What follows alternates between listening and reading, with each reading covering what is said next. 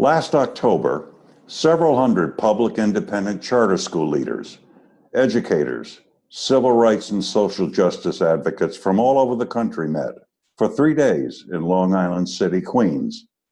We were hosted by the New York City Coalition of Community Charter Schools. We had candid conversations about race and class.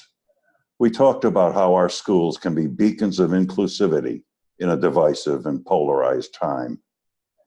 And on the afternoon of the last day, we had a town hall meeting. We met in regional groups.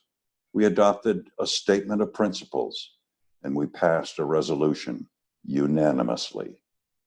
Be it therefore resolved, the students, their families, the educators, and indeed the entire country need a national, independent, democratically organized group to advocate for independently managed, financially transparent, community-oriented public charter schools as articulated in our manifesto.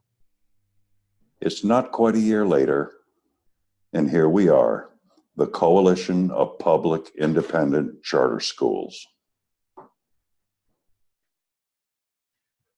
I'm John Barrow, a former education correspondent for the PBS NewsHour. And I'm Christopher Norwood, the founder and president of Florida Association for Independent Public Schools. Welcome to this first virtual conference of the Coalition for Public Independent Charter Schools.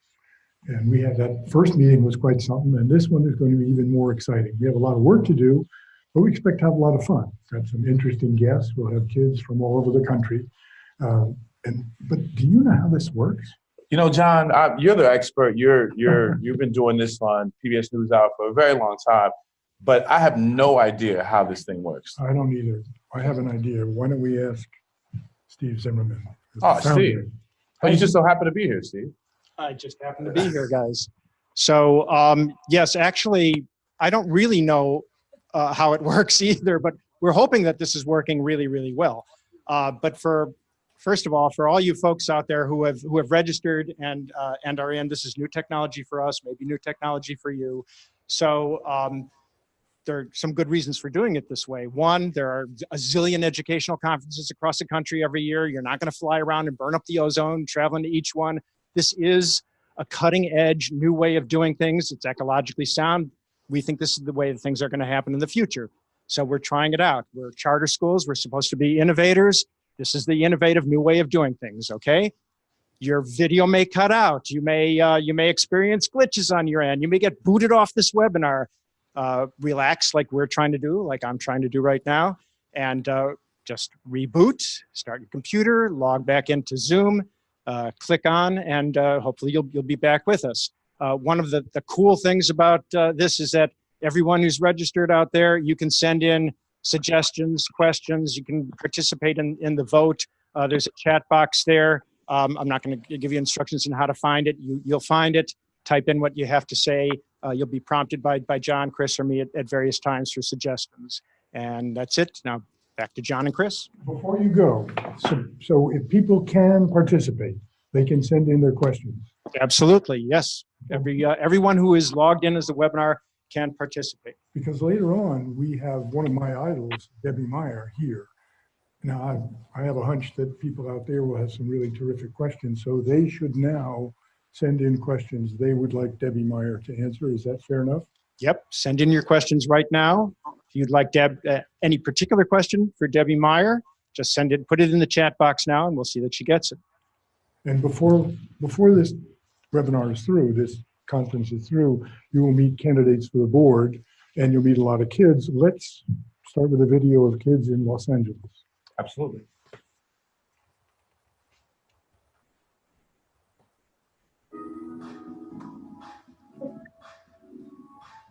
Hi, my name is Samuel Vicente, Vice President of ASB here at Academia Avance Charter High School.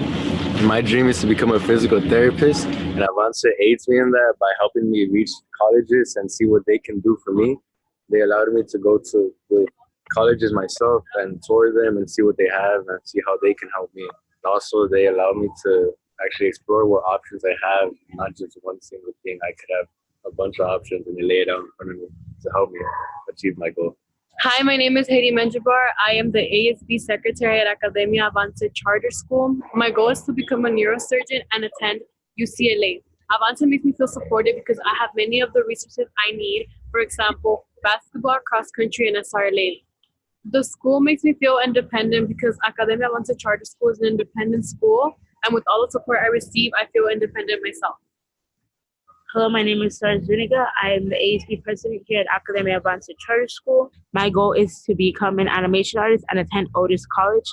Avance has helped me personally by preparing me academically and mentally to be in a college environment by taking us on college trips that prepare us for our future. Hi, my name is Maya Bio, and I am the junior class representative here at Academia Avance Charter School. My goal is to someday run for office here in Los Angeles and attend UC San Diego and study political science. Academia Avance has helped me by providing me with an everlasting sense of my own personal community, and they have provided me with extra support to help me achieve my goals.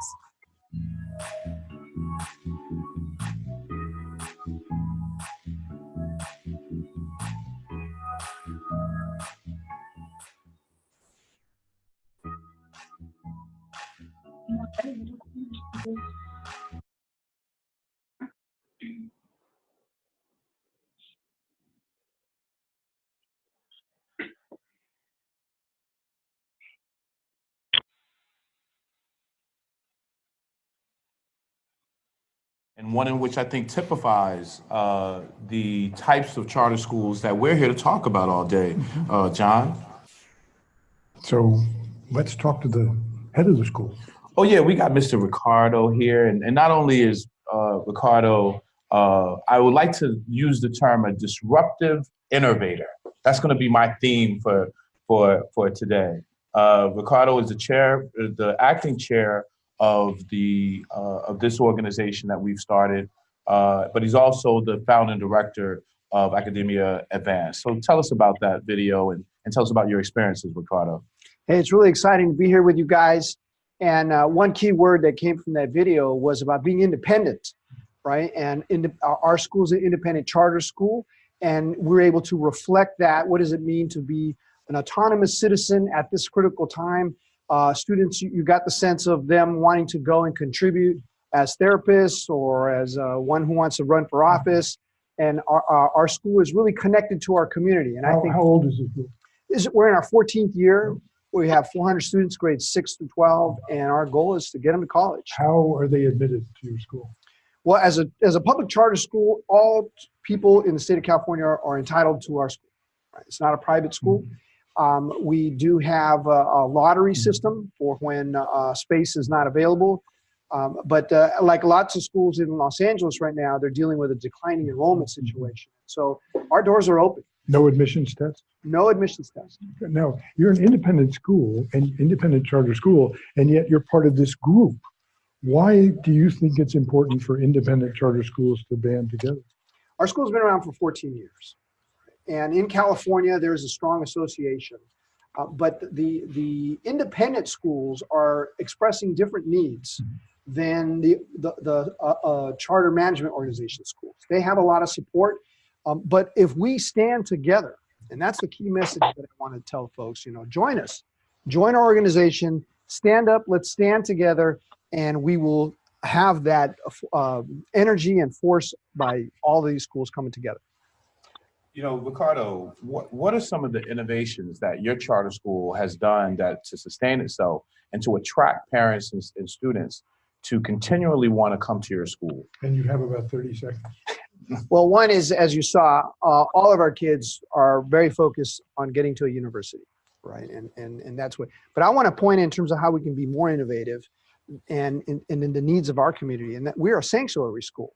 And in the issues that came out in the last 18 months, 2 years, about how we can support immigrant families, our school has been recognized for how we're able to do that. So we get a chance to talk to some of your kids. Okay, yeah. Yes. So let's see if we can connect, meet some of Ricardo's kids out in LA. And if we can't, we'll keep talking. Aha. Hi there. Hello. Hello. Hello. You can hear us? Yeah, can you guys hear me? So someone give me a 30-second commercial for why your school is the best one in LA.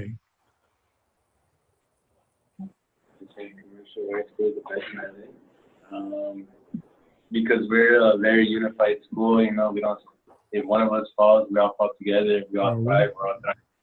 No one gets left behind, to be honest. I think our school is the best because kind of what Sam said, like we're all unified, we're all close. So we always have that like support system. I always have someone to fall back on when I need help, or someone like that can help me with whatever I need. I think that we all have each other's backs, and like Maya and Sam said, we all support each other. It's a very supportive system and supportive school as well. We're having a little trouble with the sound. Can you tell me what, you know, kids who don't go to charter schools? I wonder what kids who don't go to charter schools say. Do they understand charter school? I'm sorry, can you repeat that? There's trouble with the audio. Oh. You must have friends who don't go to charter schools. Are they envious? Well, pretty much like they tell me that, oh, like you guys don't have the actual high school experience, but in all reality, like I feel like we have the better experience because we have like, we pretty much go through everything together, and we all know what's going on, we're all informed, and we have like pretty much the best bonds here that other high schools wouldn't actually get since they're so big and they're all like kind of nationwide. And since we're independent, we know what's going on. We're able to help each other. We know if people are like tripping or something like that, or having a bad day. So we're all just like tight, we're all connected, to be honest. So I'd say we are, yeah. Yeah. Go right ahead. Okay. Basically what I was going to say was, yeah, a lot of people are like, oh, you don't have a real high school experience. But honestly, I don't think I want the real high school experience because coming to this school has given me many opportunities that I know that at like a normal high school or a public school, like a big public school, I wouldn't have that opportunity. Like, for example, I got to speak at the March for Our Lives, and like I know that no other school would like even really care about like what happened to me, and like coming here, like everything is just so like tight knit, and so I feel like I actually really like coming here, and I wouldn't want to go to a like big school. So yeah, I would say they're envious, or they should be envious. One of the things I feel like. Go ahead. Sorry. Yeah. I feel like I might not get the real high school experience, but I'd rather get the experience that I have right now because the real high school experience isn't guaranteeing me a spot at the college I want to, and over here at an independent charter school, my chances of getting in my dream college are higher because my school has my back. They support me. They open new doors to me that I would have never known about in a public school. Like, for example, when we go out to college trips to visit other colleges, we go out of state and stuff like that. I'm pretty sure at a big school they wouldn't have that because they're not independent like us. So I do say they should be envious.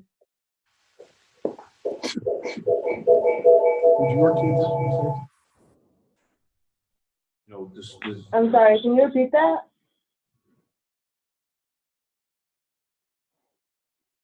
Florida. Well, actually, I run an association of charter schools, and the schools that I represent, the students would say many of the same things. I want to thank you all for participating in this way. Apologize for any of the technical difficulties, but we're getting better as we go along. I think at this point in time, we need a chance to have a little conversation, John, about some of these issues.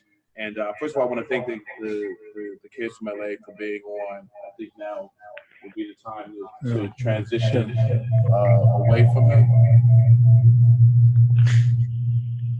Maybe not. Well, this is the first of these conferences, and we're going to have a few technical difficulties. These guys, they were There we great. go. They were wonderfully eloquent young people. Yeah, and congratulations to you, Ricardo. Thank you, guys. Yeah. So my sense of charter schools is that in the best of them, the kids work harder, but sometimes they don't even notice that they're working harder because they're working smarter.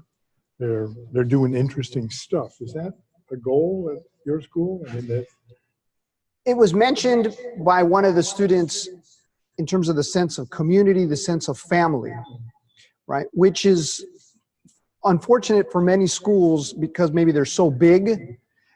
It's hard. You might have subgroups, the wrestling team, the chess club, but can you do that across an entire school?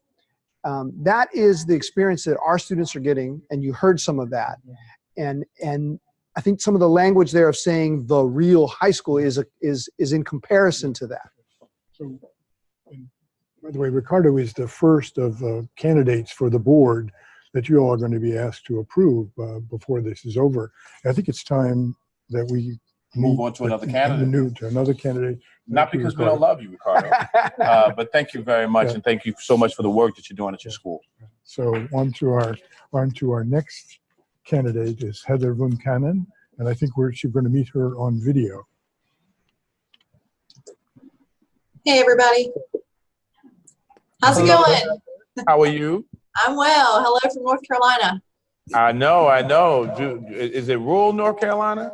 It is rural North Carolina, although we're very far inland. We're in central North Carolina.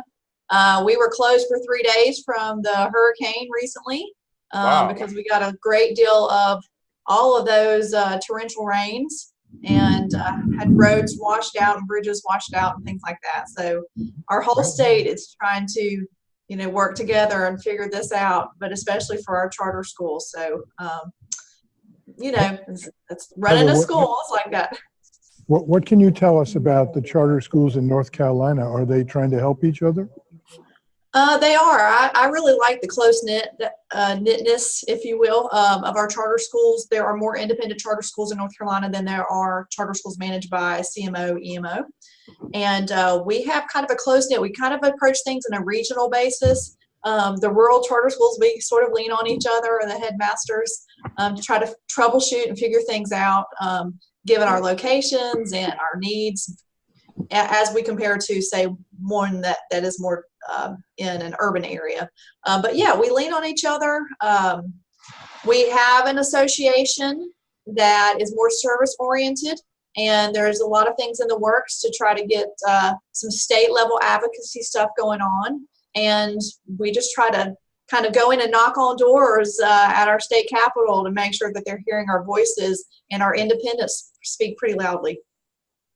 And you are a candidate for the board. Give us 5 seconds, 10 seconds about why. Okay, 10 seconds. So I do represent North Carolina.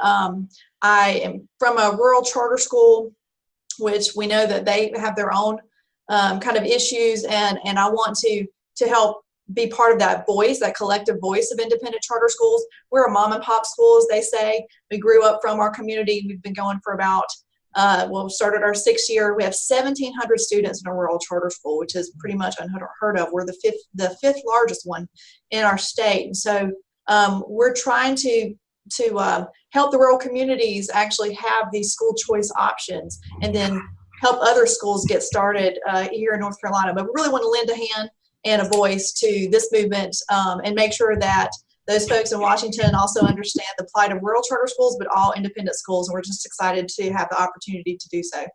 You got my vote.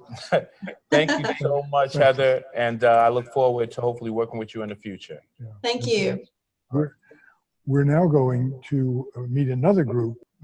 These are folks from Rhode Island, a group of schools, students and faculty members, administrators. Can we go to that? Aha, and there they are. Welcome. Let's hear from you.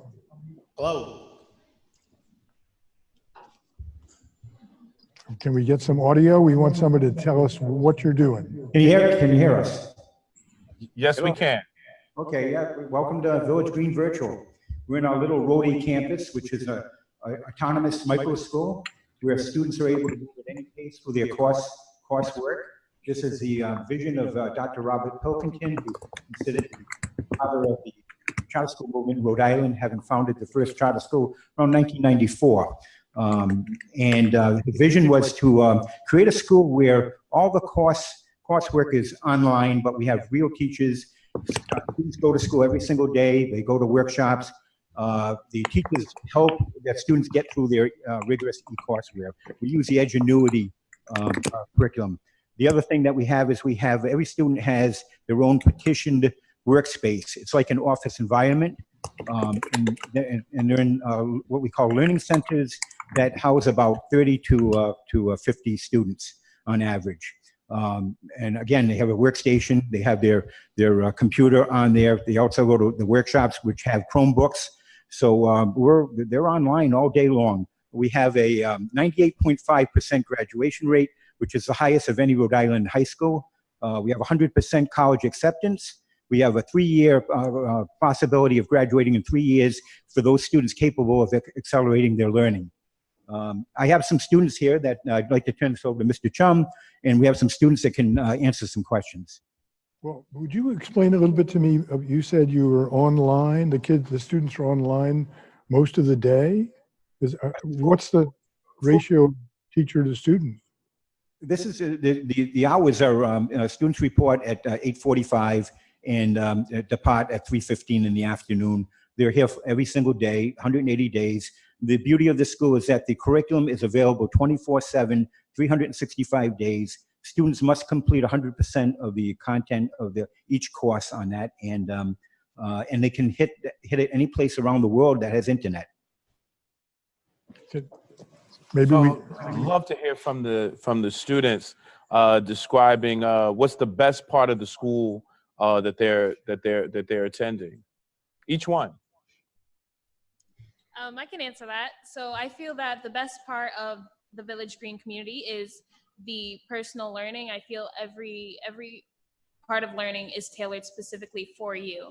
That means that everything that you need that you're not that great at or you might be excellent at is directly tailored for you. And someone else, please.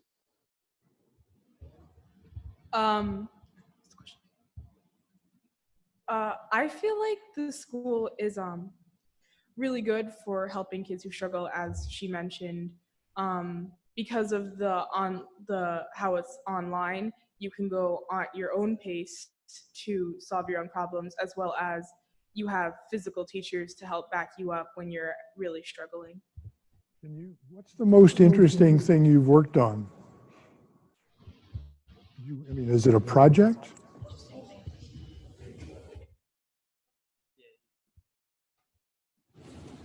Okay, so the most interesting thing I currently work on is I take a class called Medical Terminology.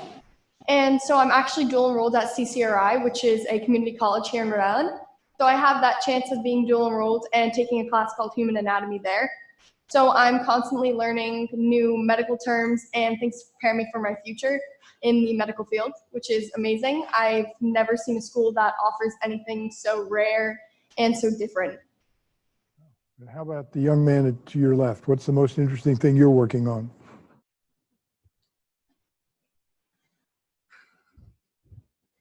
Well, the most interesting thing that I'm working on is I'm trying to do a 3-year program here at the school. And it is pretty interesting because after you graduate, they give you college credits and they let you take 1 year free at CCRI, which is a community college here in Rhode Island. And that's pretty interesting for some of the students that like to come to the school, because not most schools are like that. Most schools, you graduate in 4 years, and this school they give you the option to graduate in 3 years. So you're in a hurry. Can we hear from the young woman across from you? An interesting project that you're working on? The positive thing I'm working on right now is I'm trying to actually do dual enrollment next semester. I'm trying to catch up on all my classes, go ahead I'm trying to actually like do more, like get more things done so I can actually do dual enrollment and things. Sounds like a school. Thank you very much. We appreciate the chance to hear from you. Now, you spend a lot of time in charter schools. Are projects pretty important in charter curriculum? Well, I think that charter schools have the ability to design a curriculum that speaks to all different types of learning. So project-based learning, I think, works for some kids. So to have a school centered around that is amazing, and parents have the choice in which to send their child to that school or to another school. But we have another amazing school out of Minnesota, Academia Cesar Chavez, and let's transition to them. Hello. There they Buenas are. tardes. Hi. Hello. Hello. Thanks very much for gathering to spend some time with us. Tell us a little bit about. Thank you. My name is Marty Dominguez, and I'm Family and Community Director of the school. I am a co-founder, had the privilege to work with our founder, Ramona Reyes de Rosales. She's since retired, but our school is 18 years old. And the school was opened because there was a cry in the community in the Latino community. Like I said, we're 18 years old, and we are doing very good work here in St. Paul, Minnesota. I think it's important to hear the voices of staff and parents. So I also have some folks that have accompanied me here today, and I'd like for them to introduce themselves. So you folks can ask us some questions if you'd like. Hi, my name is Katie Aviña, and I am a parent of 4 children that go here at Academia Cesar Chavez, and I'm also Director of Internal Affairs here at the school. Hello, my name is Rosario Preciado, and I am a former teacher and also a former parent of children that have been here at Cesar Chavez Charter School. My name is Vanessa San Jose, and I am the parent of 1 daughter, the tia of 1. My nephew goes here, and I'm a special education coordinator and teacher here. So I would love to hear a little bit about the parent experience at that school. You know, did your child go to traditional school before they came to your school, to the school that you're at now? And if so, what is the difference in your mind? So I have 4 children here right now, but last year one of my children did go to the bigger school district here in St. Paul, and I could definitely saw such a big difference. And she's back here now because she said she didn't want to be in the bigger school. However, the one thing is, I think what made her feel so confident here is a sense of family. I know we've been hearing that throughout the others as well, but we really are close-knit. We're smaller. Everyone knows who everyone is. And even though, yes, they're learning the language, both Spanish and English, there's just something different about the way that we celebrate our culture here as well. And they're able to learn further beyond just the basics of the language, but learning the history as well along with it is where I feel that she really strives and feels more confident while she's here. You know, I'm curious about the reception. I mean, you're in the state where charter schools originated. You're in the city where the first charter school opened. Is the atmosphere receptive? In some places, there's a lot of hostility for traditional public schools. What is it like in St. Paul? Well, I suppose it depends who you ask. There, of course, some of the bigger districts, there are the, you know, oh, they're taking our students, etc. There's always those politics, but we do have a wonderful association, and I think even within our legislators, they really just want what's best for children. So they feel that it's important, that it's great they have choices in the public school and the traditional school districts, and then they also have wonderful charter schools that are doing great work that our families can choose from as well. Well, with that being said, I want to thank you all for participating, and hope you continue to tune in as we move on in our program. Thank you so very much. Don't you find yourself wishing you could spend 10 more minutes with each of these people? Absolutely. And we're already running behind schedule. Absolutely. Well, the news is just a piece of what life is. You know, we're reporting on a little nuggets of what's going on in America as it relates to independent charter schools. But at this moment in time, I think we have an opportunity to talk amongst ourselves, or this is our news desk time, Mr. Zimmerman. This is membership, please. Well, that's more important. We just did our talk. That was This is that true. 15 seconds. That was This it. is true. Okay, Steve. This is it. So this is part of what this is all about. All of you out there is membership. We need to grow our membership. We won't have a voice as independent charter schools unless we grow our membership. So we need all independent charter schools out there to click on the links. You can go to our website, indycharters.org, sign up, be a member. And I'm going to do this here because I've always wanted to be just like Chuck Todd or Steve Kornacki and stand next to a data dashboard, you know, and this has been my life's thing. So right now, this is the number of schools that have signed up. 119 schools have signed up for school members. We are open to service providers. All you wonderful charter school service providers out there, you can sign up, join, do it now. Click charter school service provider membership and do it. This is obviously not working. These are the total numbers of kids that are represented by all the schools that we serve right now. We represent CPICS, Coalition of Public Independent Charter Schools, represents about 65,000 plus students across the U.S. Let's get this up to like 100,000 or more by the end of this virtual conference. I'm done with my membership plea. So people who are watching or participating, they should tweet, they should tell other people to log on to join in. Is that correct? Yes, absolutely. Tweet, friend, spread, disseminate. Okay, thank you very much, Steve.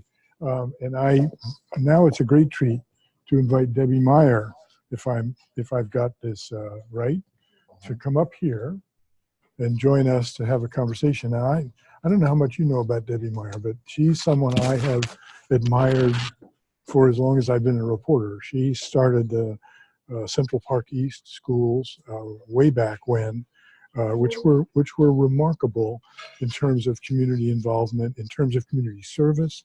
I mean, she had kids in kindergarten doing community service. It was maybe as simple as folding napkins that would be at homes for old folks. But she has always, it's the habits of mind. It's what do you know? How do you know what you know?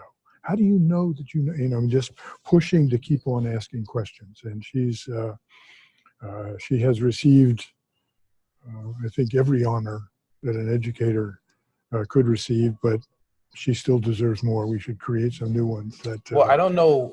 I don't know as much as you know, but I do know we are amongst a leader in the field, and again, someone who has been an innovator of disruption. When I think of charter schools or schools that are created to do something different, I think of the people who start them, because school leadership is very important. And we need people, we need a place so that real innovation and real innovators can be involved in public education. And sometimes that doesn't happen under the bureaucracies that currently exist. And so let's turn to Debbie. Yeah, Debbie, tell us about yourself. Well, nice to be here. See you both. I have been one of those extremely lucky people who managed to be in something like a charter school since I first became a teacher some 50 years ago. And it by happenstance. The District 4 schools weren't, your schools weren't charter schools. There was no such thing. And they were, the entire district, this is East Harlem, had about 20 traditional neighborhood schools and about 20 schools of choice. And all of the schools, including the neighborhood schools, had a considerable amount of independence and were able to shape their own culture. And that's the thing that I feel most strongly about. So what was your reaction when you heard about this idea of charter schools? Because after all, some of the key people in the charter movement were at that meeting back in 1988 Cy Flegel from District Mhm. 4, Albert Schenker. What was your, when you first heard about this charter school? I first heard, I assumed it being that we were talking about creating, that they were another word for what we were doing in District 4. And later on, what we were doing in the pilot schools in Boston. And I didn't think of it as being in contrast to public education. It was what I hoped eventually all public schools would be. That if it's a public institution, it should be democratic. It should be one in which the voices of all its constituencies are heard, and in which strong-minded adults hang out with kids. One of the things that mattered most to me was I wanted kids who knew what it was like to be an adult in a democratic community where you could disagree sharply but collegially, and where you could discuss something today and decide to try it tomorrow, and if it doesn't work, you can change it the next week. Why are you supporting this coalition of independent schools? Well, there are because unfortunately, two things are going on together. One, a drive to give teachers more respect and build democratic communities, and a drive in both the regular public system and the charter system to be more standardized, more test-oriented, more compliance-oriented. So it's not a case of all the charter schools being wonderful. no, or in fact, I'd say that a great many of the charter schools treat teachers more disrespectfully, treat parents more disrespectfully. So the whole idea, I think, that Steve had is that I was so excited about was instead of having a fight between public schools and charter schools, we need to argue out questions of how we govern each other. Chris and I have lots of questions, and we've had some questions sent in, but we're going to pause for a commercial because I say, really, I'm just like, my we invention want everyone to know how really this is happening. for two main So reasons. could we cut to commercial, please, and we'll be back with Debbie And just in like a minute. talk about the climate and culture. The second is the arts. Like, just say something about the arts. By the way, we're Spectrum.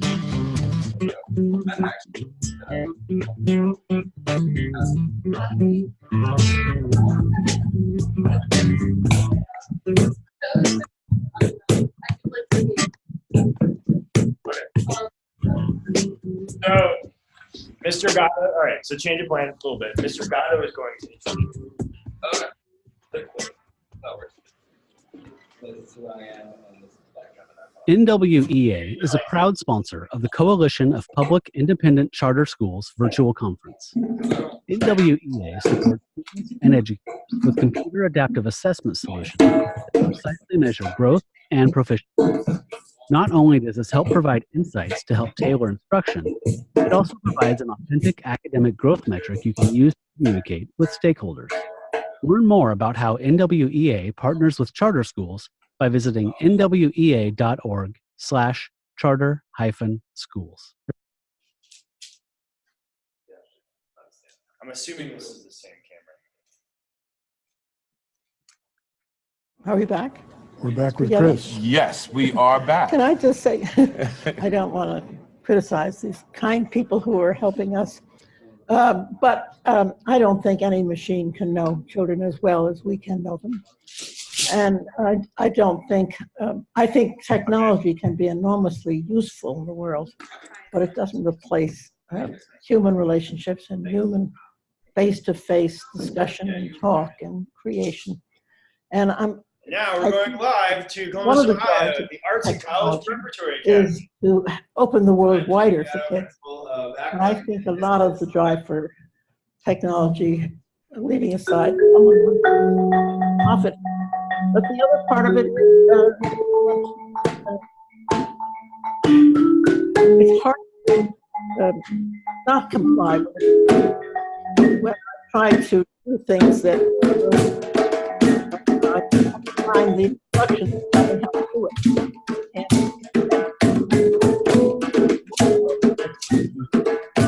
Yes. Ryder, you Debbie? I do. You talked about time you were at the forefront of this work, and you spoke about the charter schools having partner with the school district, no innovation.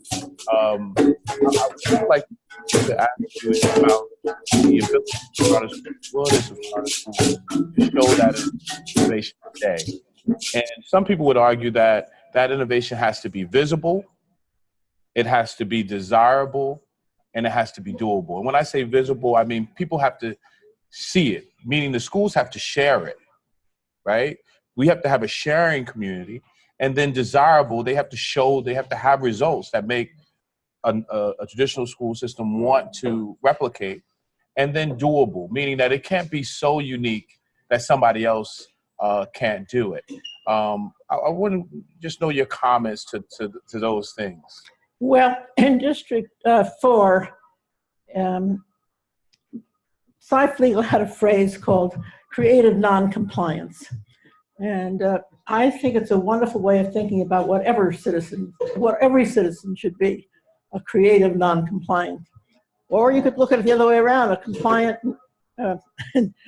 And in short, they should not assume that they're always going along with what's happening. But the question, though, of charter schools collaborating with traditional public schools. I don't even think it's a question. I mean, I see them as the same. The pilot schools in Boston are happen to be part of the system, but they are as much as have all the autonomies that charters have, but they're part of the system. So, but do you find that? So we don't need to have. I think the big shift has to be for public schools, and that means for citizens, to say we don't have to have schools that are all alike just because they have one governing board. The governing boards need to be moved down close to the school. The people making decisions about what to do tomorrow should be people who are going to be affected by tomorrow. Are you worried about the health of the charter schools? I mean, we read about scandals in Arizona, Ohio, and so on and so forth almost on a daily basis. Yeah, of course we have scandals on a daily basis in the regular public schools too. But I think that's one of the reasons I also like small schools where parents were part of the governing of the school, because I think they catch corruption when it takes place. They're the on-site vigilance of people who have a stake in that community. You know, my original three phrases for what we all need is small, self-governing schools of choice. Well, 40 years later, I can see some problems with choice, but I think controlled choice, I think we can solve the problems. And certainly the regular public schools are having problems about segregation and kids being in niches, all kids of certain type here and kids of certain types of families there. So I think we could solve it with choice if we really want to solve it. And I think the advantage of a small school is precisely that it's an opportunity to have direct democracy. And I think wherever we can, it's an enormous advantage.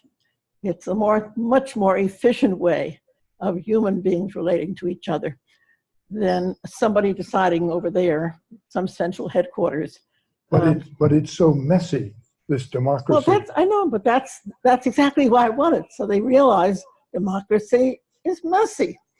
And also that you need the time, citizens need the time, just as teachers need the time to go visit other places. You don't innovate just outside in your head, you innovate because you widen your experience. So schools in which, teachers, we see a teacher in a room who closes the door. And in the old days, the good old days, you had a lot more independence inside that room, for good and bad.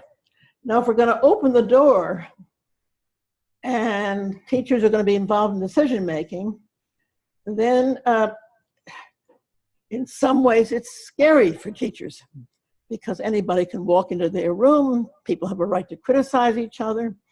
But that is what democracy is about. And I think we grow up, ourselves and our children grow up without ever having seen democracy in operation. I mean, literally, how could you prepare people to be shoemakers if they never see a shoe? With that being said, I think we want to thank you for your thoughts today.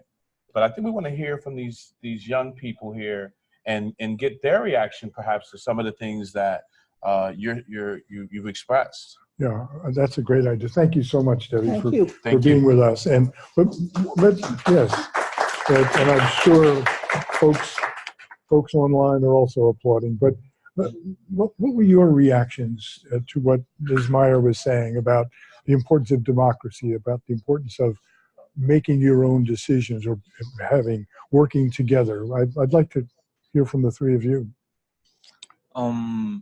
As for making decisions, it's very much of an importance because it impacts on who you are as an individual.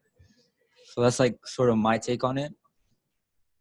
And your name? Oh, sorry about that. Oh, my name is Hector Vega. I'm one of the representatives at well, not like representatives, but I'm a student at the Renaissance Charter School in New York. And how big is your school? I'm not certain about the exact number, but it's close to 500. Okay. Very small school, but big impact. There you go. My name is Paola, and I think that considering our decisions, we are young adults that have many things that are going to impact our lives later on. And I feel like the support that we get from our school is something that's very important, especially the decisions we make. I feel like that is something that's very implemented. The support that we get really shows how much they care about our future and about the decisions we make to make our future better. So yeah. So in a school in a big city like New York, where your school is small, do you think that there's an advantage just to your school being small? And if so, what is that advantage? Because I think that's part of what Ms. Meyer was discussing at one point. Yeah, I feel like our school is very special because there's many high schools in which the students become numbers instead of actual humans. And I feel like in our school, everybody's well known and it's a well-knit family that knows each other and we care and we know who you are. And it's not a thing of you getting lost between the crowd. Is you know everybody there and everybody knows you and you know what support you can reach. So yeah. Hi, I'm Jillian Mendoza. And yeah, to be honest, we get a lot of resources and it opens up opportunities for us and it helps us have access to things that we would like to do like in our futures. So, yeah. Okay, I'm curious about the amount of choice you have over what you study and how you study it. In many schools, they say, here's the curriculum, read chapter 2 on Tuesday and so on. How much that notion of democracy that Debbie Meyer was talking about?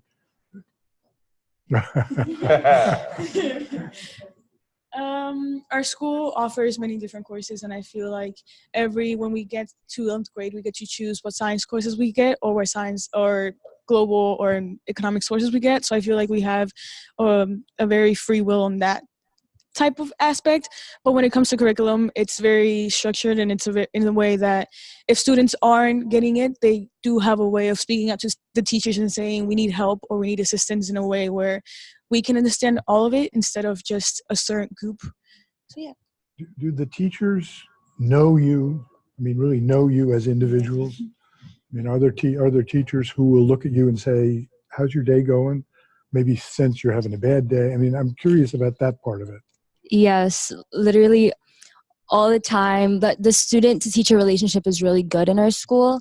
I feel like the teachers really care about how we're doing, not only like educationally, but like our mental health, which is really important. Also, going back to the other question, like if we don't access it at school, they kind of help us to be able to access it somewhere else. And I have one last question as we transition to our another school out in Oregon. We're going to be talking to students. But before we do that, I have one question. Ms. Meyer mentioned about the governance. Maybe this may be something that you're not very aware of, but she talked about the governance of the school coming down to the school level instead of in higher levels. Do you know who any members of the governing board, the entity that runs your school, are you familiar with any of those people besides the principal or the director of the school? Are you familiar with any of the other people that govern your school? Well, some people, yes. I'm a part of the student government, so Okay. I kind of had to work recently with some people, like of the school management team, Okay. and people like that to try and try building like the dress code, for example, to like the student needs and like what we think is right. So yeah. Wow. That's interesting. Thank you very much. I don't envy the adult who has to follow these articulate kids, but we're actually about to meet another candidate for the board, Iris Maria Chavez. Can we? Thank you very much. Thank you very much. Wonderfully articulate young people from Renaissance Charter School in Queens.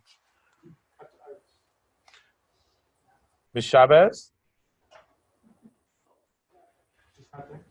She's not there. Well, I mean, you know, this topic right here is very interesting because a young lady from Renaissance just said that she had to work with the management team of her school. I don't know how many kids at a traditional school or even private school for that matter who would have the opportunity to work with the people that are designing the curriculum or designing the academic nature of the school. That's very interesting. And I suspect in the best of these schools, the adults actually listen. Yeah. They don't just talk to them, but they actually pay attention to what they're saying. Yeah. So we are going to have a webinar or two or three.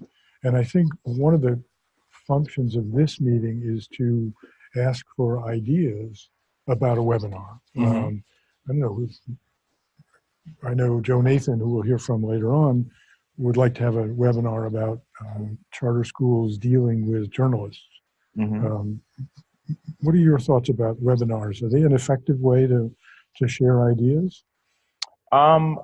Yeah, I think especially when we're talking about a national organization, as independent charter schools, I think we will have limited resources at times. And so in order to build community, I think webinars do that.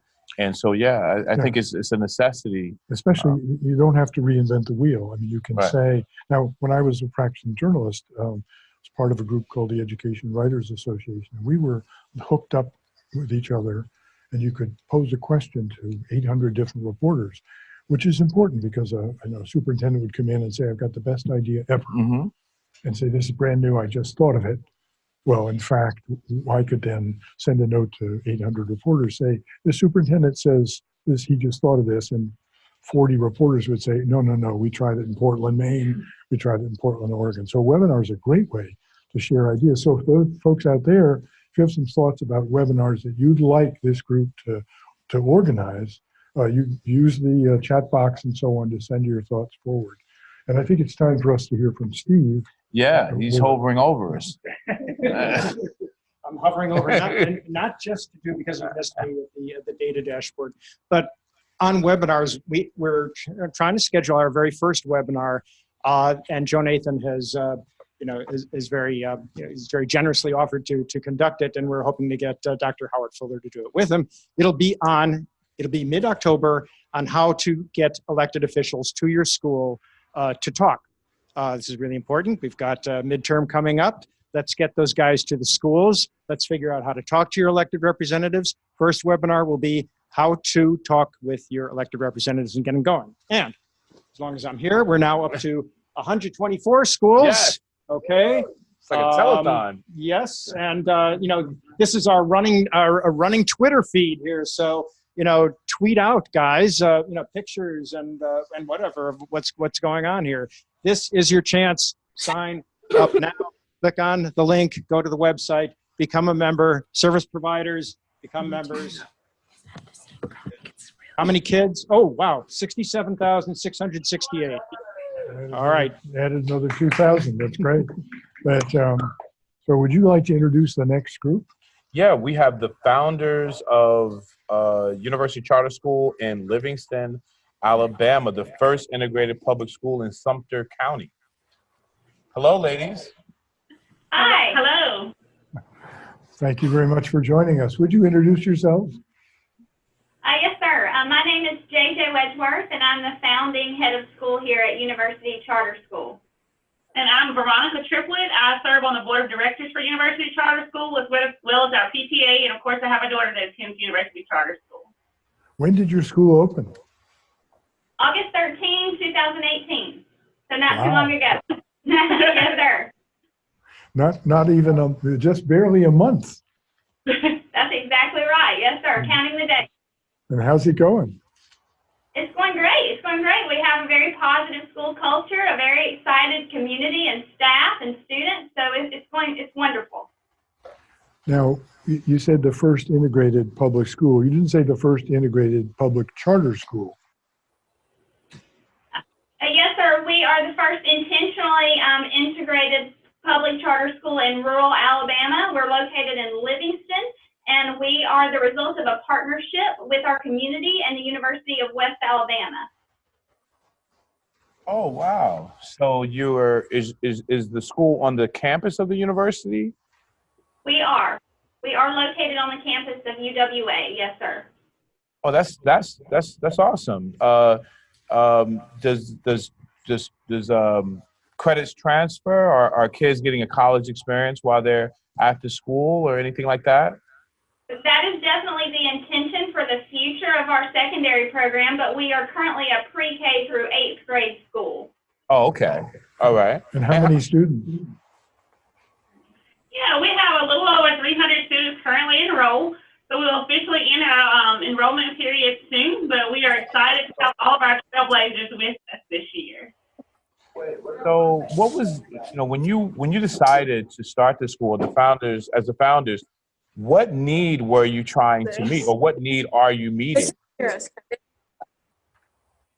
sir, so we provide a diverse, high-quality public school in our community. It's definitely the result of a need that our community voiced to us and to the University of West Alabama. And then some leaders at the university sort of sought out a solution to solve that issue within our community. So was it controversial, the idea that you would be integrated? Oh, absolutely. Yes, sir. Sometimes there was some controversy around the idea, but now that we have our doors open, everything is smooth and beautiful, and the kids seem to really be enjoying one another. What's the racial makeup of the school, the students and teachers? We are 55% African American and 45% white in our student body. And faculty? Sir, our staff is 70% white, 30% African American. Wow, this is really extraordinary. I'm sorry, I didn't catch the lady's name, the governing board member, but I would love to know more about the history of the community in which your school operates in. Yeah, so we are a very rural community, and as already been mentioned and probably seen and heard a lot about, is that the history of our community that we are is that it is very rural, it's very small. We are in what is called the Black Belt of Alabama. And so we've already had, he chuckled a little bit there, but yes, it's because of our fertile soil that we have here. But the community itself has it's one of those communities that hasn't, caught up with time, if I can say the same. And so things happen over time, and of course, change is great for everyone. And this community was just kind of a little slower with that change as far as our educational background. Are the traditional public schools integrated? No, sir, they are not. Not at all. They have been integrated, so they don't deny admission to any student, but currently the population is of one race. Yes, sir. And are the traditional public schools supportive of what you're trying to do?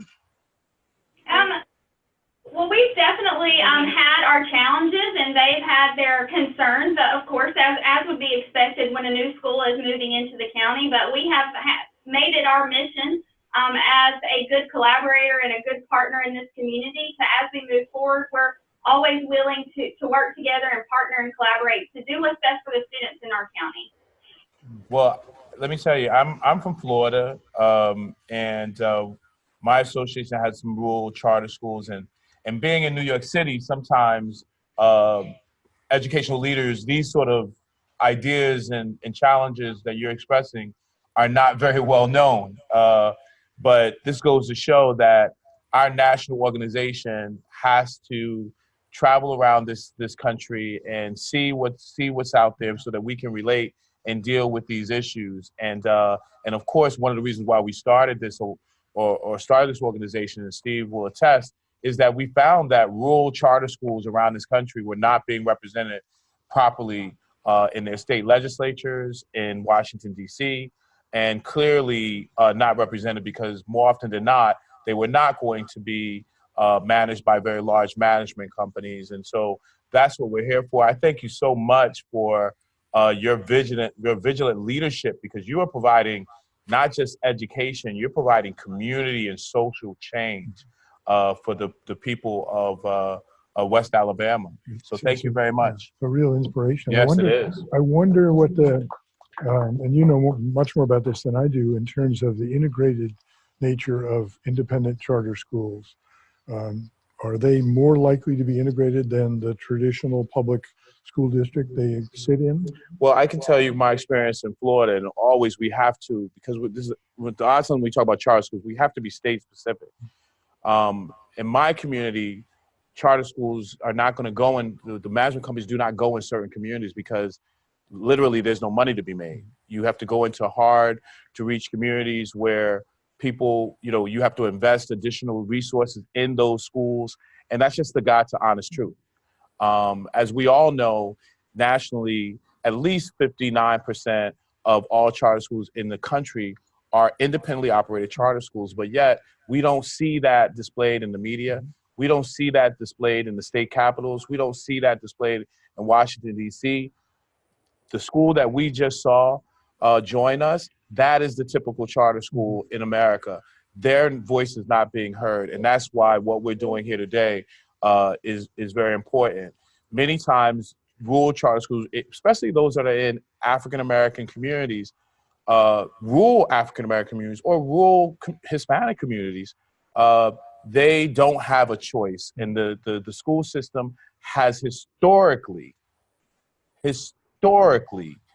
treated them differently than everybody else. And so the idea of a charter school that they can run themselves is a viable way to promote democracy in America. Though not necessarily integration.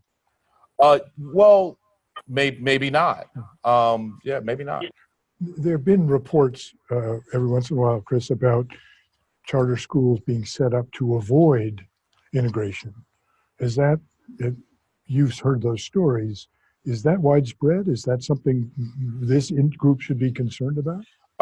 I don't think that is, and I think that's a very important topic, and I want to come back to that topic as we move on to the next segment of our discussion. Going back to St. Paul, Minnesota. Yeah, St. Paul, where you Which at? is the home, the birthplace of charter schools. And I think we have a video to start. So can we go to the video from St. Paul, please?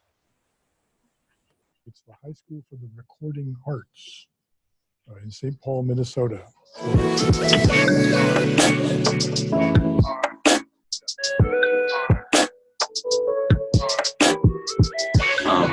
I could say from the short amount of time that I've been here, I can say I became family with the staff and a lot of the students around. So I would say family.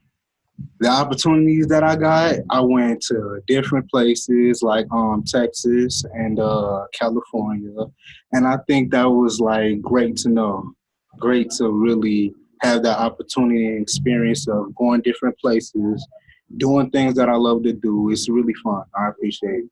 Being mostly of just the support system that I've built and had since here. And I've been here since I was a freshman, so I started out here. I like the close-knitness of the school, like the family aspect, like a lot of us have said, because like when I initially came in, it was welcoming right off bat.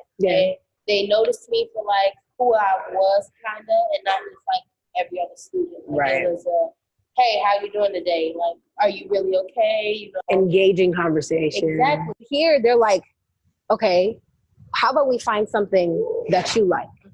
Whether that's photography or music, okay? Or plants. Or plants. You want to do music? Okay, let's talk about a serious matter. Let's talk about history, okay? Give you subjects, okay? You write a song about something that you learned in history class, and there you go. At this school, is like, I work best. It's my last school. It was distracting. And I got expelled from my last school for fighting. So, you know, I like this school. Something I've learned at HSRA is that I can do whatever I want to do. I can be an artist in many different ways. I can draw, paint, do photography, sing, anything. I think HSRA is one of the biggest things is allowing you to feel comfortable in whatever you want to do and you as a person. There's so much love and there's so much creativity here.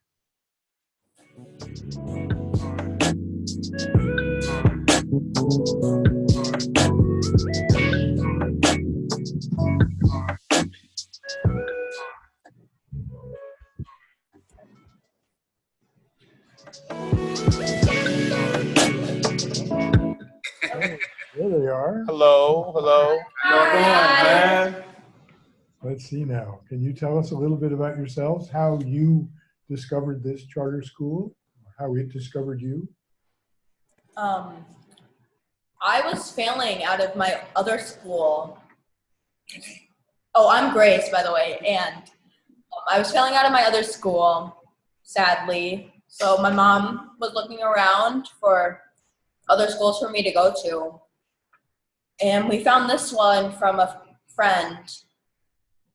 And I came here a little bit iffy about it. Like, I don't know if this is the right fit for me, but I've been here. This is going to be my 3rd year here now, and I'm on track to graduate by next year.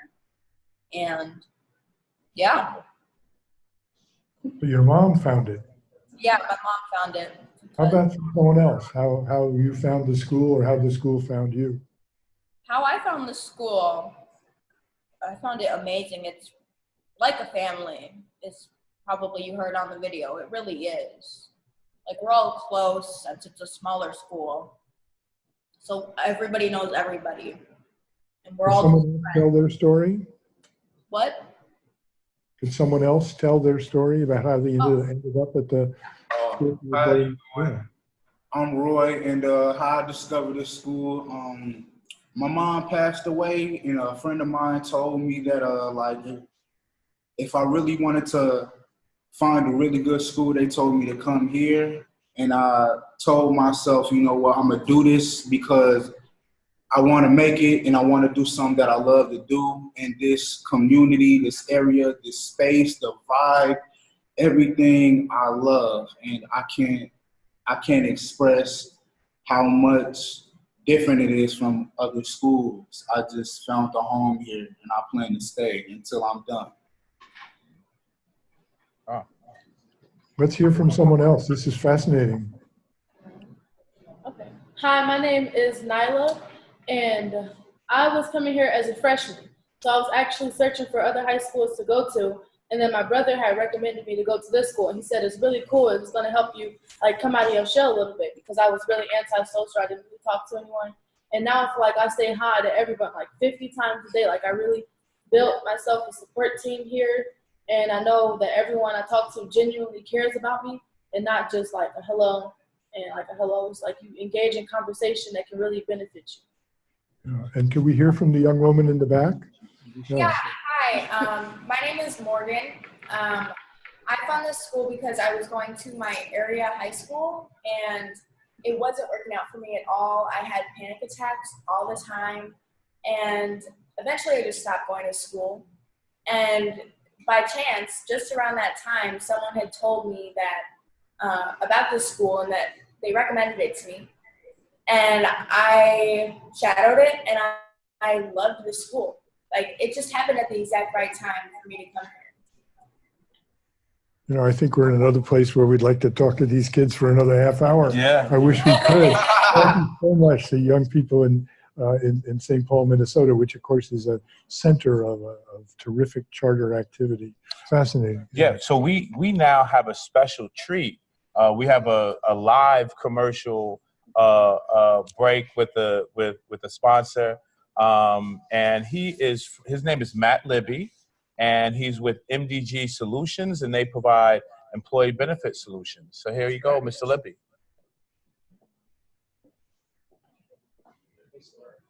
Oh, hi there. My name is Matt Libby of MDG Benefit Solutions. We're a service provider to charter schools around the country. And thanks a lot for having me today.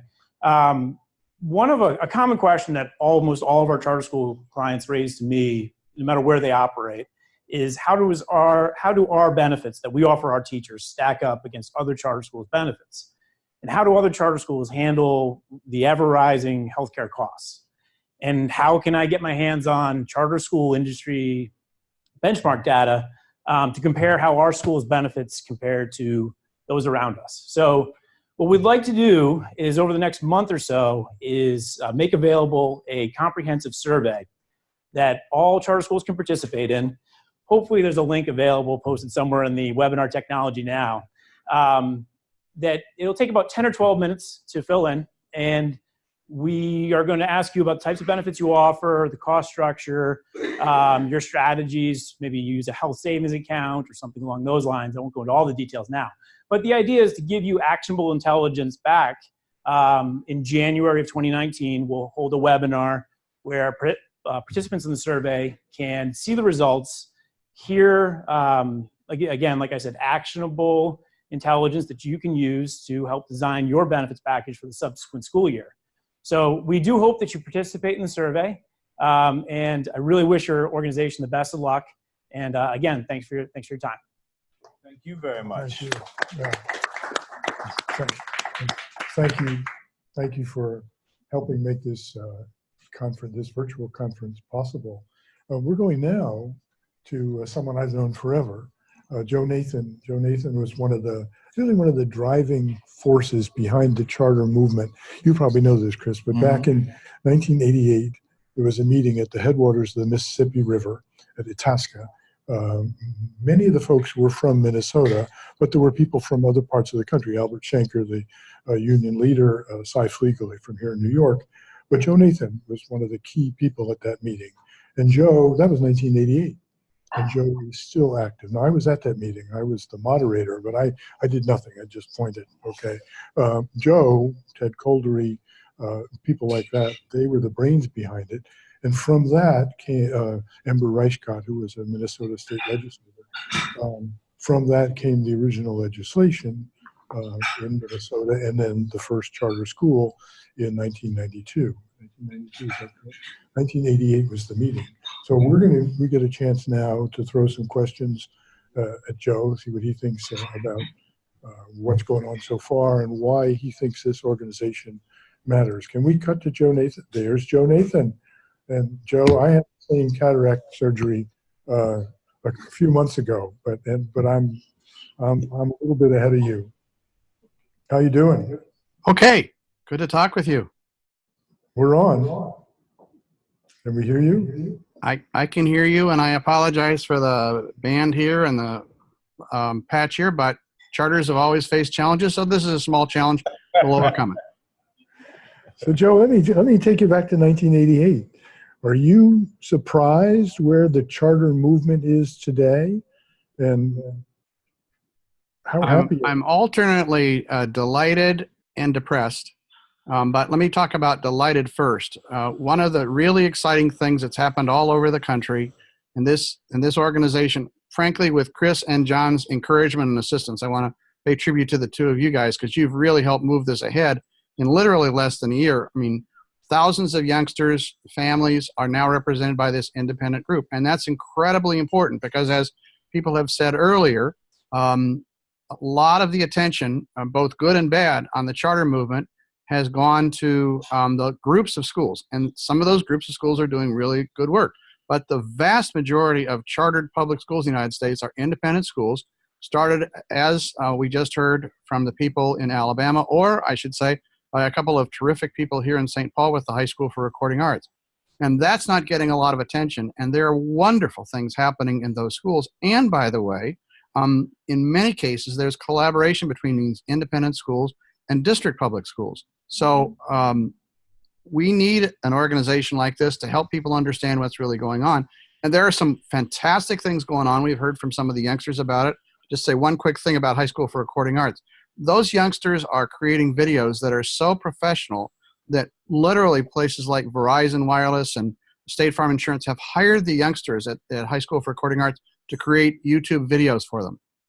So Joe, you said this organization matters. The independent charter schools will be stronger if they band together.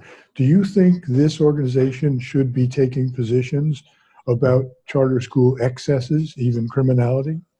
Absolutely, yes. And in fact, we've already started doing some of that. But yes, absolutely. There are some outrageous things happening. John, as a reporter, you helped document them more than 20 years ago. We need to be honest about what's going well.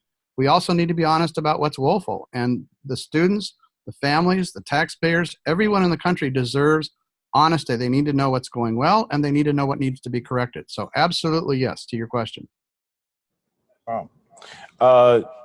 Joe, well, hello, Joe. Hey, Chris. You know, very, very often when we talk about school choice or anything such as that, you know, there are a lot of people who have different opinions on all sorts of different types of school choice. What is your opinion on independent charter schools just basically just staying within our lane of just trying to promote the types of schools that we believe was the spirit of the originating idea, and not getting caught up in other discussions around school choice? Well, Chris, I think that's something for the board of directors ultimately to decide. One of the things that really excites me about this organization is it's not going to be only professional educators, who certainly deserve a voice, but it's also going to be parents and students themselves. So that's making this a unique organization already, in that it's governed not only by educators, and it's important to have educators involved, but also by parents and students. So I think ultimately that's a decision that the board will need to make. My own recommendation to the board has been that we reach out to lots of different kinds of schools. We here in Minnesota, and John knows about this, we've brought together district and chartered public schools to work on things like dual enrollment, which I know is another topic that John and Chris and I completely agree on. In fact, the predecessor to the charter law here in Minnesota was a dual enrollment law that allowed high school juniors and seniors to take courses for free on college campuses with the dollars falling to students. That was just before, that was 1985, just before the 1991 law that John referred to. But my point is that district and charter people came together. Another example of collaboration has to do with a group of schools, district and chartered, that are working together to find out what's going well, what can we learn from each other in the area of working with kids with whom traditional schools have not succeeded. So I'm a big fan of collaboration. I don't think it's either collaboration or competition. I think it can be both. Joe, if I'm a school superintendent and there are people making noises about charter schools, but I really don't want charter schools, is there something I could do that would, in effect, create the kinds of opportunities without having to have charter schools? Can a school system be terrific and offer choices for non-traditional kids, et cetera, without having charter schools? I think that the question for me is what's best for the families and the parents and the broader community. And I think that there certainly are some superintendents who have been very critical of charters. There are also some superintendents who have been very collaborative, and I think that that's great. So there are districts around the country that are offering options, and that's marvelous. In fact, Deborah Meyer was here earlier, and Deborah and District 4, Cy Flegel, were one of the inspirations of the charter movement. But one of the problems is that often districts won't leave distinctive schools alone. And the school, for example, that Deborah founded in New York City is a classic example. After a while, the people in that school lost control. The district assigned a principal to the school who was not consistent with the philosophy of the school. And that was, frankly, what happened here in St. Paul. I helped to start a K-12 public option with a group of parents in the fall of 1971. And the district would not leave that school alone, which is one of the reasons why educators stepped forward. So I would say it's great for districts to offer options. It's great for districts to turn to teachers and say, yes, we want you to create a new kind of school. And that's what happened in Boston, by the way. There was a terrific superintendent who worked with Deborah and other educators to create pilot schools. But I also think we need a sector called the charter sector. It's not either or. I think we need a sector where people who have dramatically different ideas, like the founders of the High School for Recording Arts, like the people in Alabama, they need to have the opportunity to create new options. That's one of the central ideas of America, that we will, within some limits, give people freedom to try new ideas. May I ask some? You know, Joe, we're here in New York, and in New York City, my understanding is that all charter schools are nonprofit. But when we go around the country, we see other models. And I, as an expert, I would love to hear your idea of what makes a nonprofit managed, operated, and governed school different than one that is not. And quickly, Joe, because we're running out of time. All right. Well, I'm not sure I have a quick answer to that. I want to say, because of the time factor, one thing. We have now been able to confirm October 10th as a date for a webinar. I hope Steve is hearing this too. Howard Fuller, I'm going to ask Chris if he can be involved, but we've now been able to confirm that October 10th will be a webinar on how to work with state legislators. So I want to mention that to people. We've been able to work that out today. But on the issue of nonprofit and for-profit, very briefly, I think the critical question is two critical questions. What's happening with the students, and are the business practices transparent, clear, and legal? We've had some examples, outrageous examples of profiteering. We've had some outrageous examples that John has helped to document of theft. So the question for any public school, it seems to me, the two questions are, what's happening with the students, measured in a broad array of ways. John's done wonderful writing on a broad array of what's happening with the students, and are the finances transparent? Are state laws being followed in terms of how money is handled? Those are the two key questions. Thank you very much, Joe. We really appreciate it. It's always a treat to be with you. And once again, Chris, you wish you could spend more time with Joe. But let's move on. Yes, sir. Yes, sir. We now have Diane Jacobson, who is joining us. And she's another candidate. She's going to tell us why we should vote for her. Hi, you guys. Hello. We bring greetings from Prescott, Arizona. I am joined with two students, Asher King, who's in 8th grade and has been at Skyview since 2nd grade, and Avery McKenzie, who's been with us. This is her 3rd year, and she's also an 8th grader. And I don't know if you can tell, but while we were waiting to go live, they have homework. So, so we've sent them back to class to get their homework. A little bit about myself is Skyview School is in their 23rd year. We're in our 23rd year. I've been here, this is my 13th year. I've been an advocate of charter schools for 17 years when my son first went into a charter Waldorf school in kindergarten. So for me, I think that speaks to what the charter system provides, which is an opportunity. Choice is an easy way of saying it, but I think innovation, new ideas, new ways of bringing curriculum to children that's free. Because before the charter world, you had to pay tuition. Waldorf schools in particular are extremely expensive to go to. So alternative, innovative choice is now available to this country and to students in this country because of charter schools. So Charter schools should have an admissions test? We don't have admissions tests. We're publicly funded, so obviously. So we don't necessarily have admissions. Arizona is an open enrollment state. So if we have a spot available and a student applies, that student is accepted, regardless of academic or any kind of disabilities, race, creed, color. We can't discriminate, and we don't want to. Well, thank you very much, Ms. Jacobson, and let your kids get back to their homework. Is it okay if I just let on our next school? But she's got my vote. Oh yeah. Same here. So we're gonna move on to our next schools, the Girls Athletic Leadership Schools, GALS. We have a video by them. Can we cut to the video, please? Thanks very much.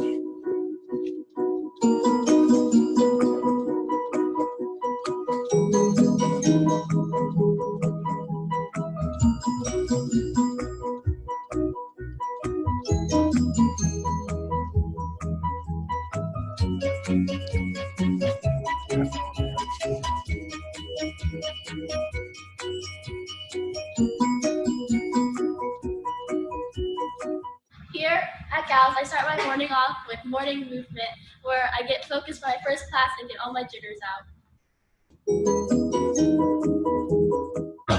Gals is unique because we use brain breaks to motivate us. One example is hallway tag. Also, cardio. It's not unusual to see us running in the halls.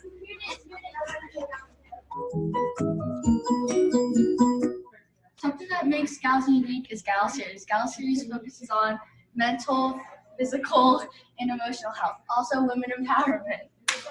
Something else that is unique about Gals is every morning we do movement, and that helps us be prepared for the day ahead of us.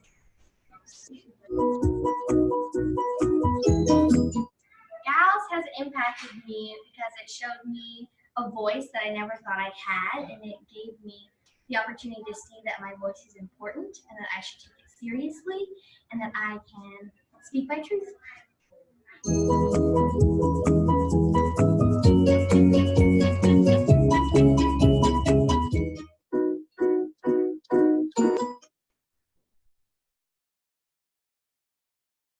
Hello. Yeah, the gals from Gals, I guess.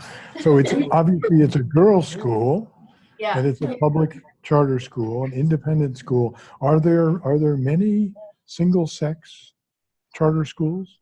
Well, I mean, in Florida, we just have we just have a couple, but I would, we have the ladies on the phone. Online. How many? Are there other schools like yours in your state? No, we're the only I'm sorry, I couldn't hear you. we're the only one in our state. And why did you want to go to this school? I chose Gals because it focused on girls empowerment, movement in the mornings and throughout the day, and movement is a way to like start your brain out, clear your mind, and be kind of open-minded about the day. So I always liked morning movement, and then also I chose Gals because it focused on girls empowerment, like I told you before, and that's something that's really important to me, and equality for everyone. That's really important to me. Can we hear from some other students? Yeah, so I chose Gals also because of the movement and how it's not like, for example, in the halls, you can run and you can be yourself and you don't have to, the school itself is just a very open environment, and there are many ways and places that you can use your voice, and also the female empowerment and the openness of everyone here is just really great. For the follow-up, I would love one of the other young ladies to talk about their experiences at maybe a previous school as it relates to the school they're attending now. So, well, I feel that Gals is very different from a lot of my other schools. I've been to many other schools. Like I switched schools a lot when I was younger, and Gals is a lot more open, and I feel like here people adapt to other people's ways of life, and it's just really open, and everybody is super accepting of everyone. Now, I have to say, my wife was a school principal for her career, always of girls-only schools. And she said, and some of the kids that I met said that it's easier to learn when there aren't any boys around. You don't have to start thinking about what are the boys going to say. And it's okay to be smart. Sometimes in mixed schools, the girls are put down if they are smart. What are your reactions? So I would agree with that statement that I feel like there's a lot less drama at school and I'm able to focus more on academics rather than everything else that's going on. Thank you. And then the last young lady who has not spoken, what would be the last thoughts you would want us to leave with about your school? That just because we're an all-girls school doesn't mean that we don't empower other people to do things just like we do, but that we can do things also. Mm-hmm. Wow. Well, thank you very much, ladies. Thank you very Yeah, thank you for having us. We got this. We have merch. want to hear more from them, and we keep falling farther and farther You know, behind. we're reporting the news. We're not doing documentaries.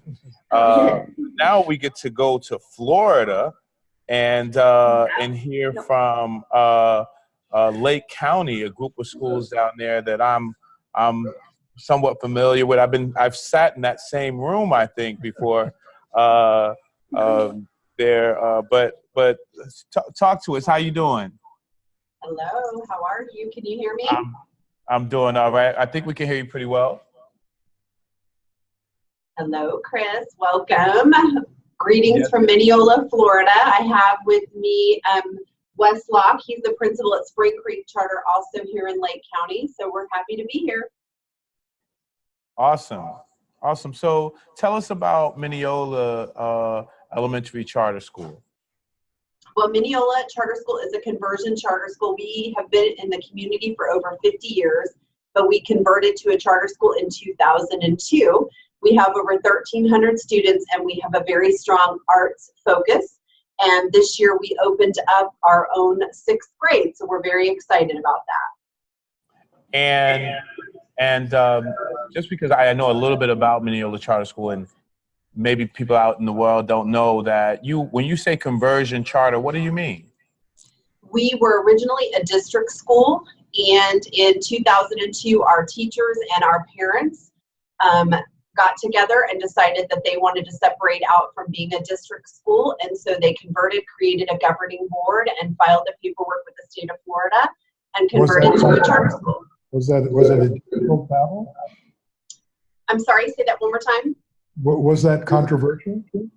It was controversial, although Wes Locke from Spring Creek, his school was actually the first conversion charter school in the state of Florida.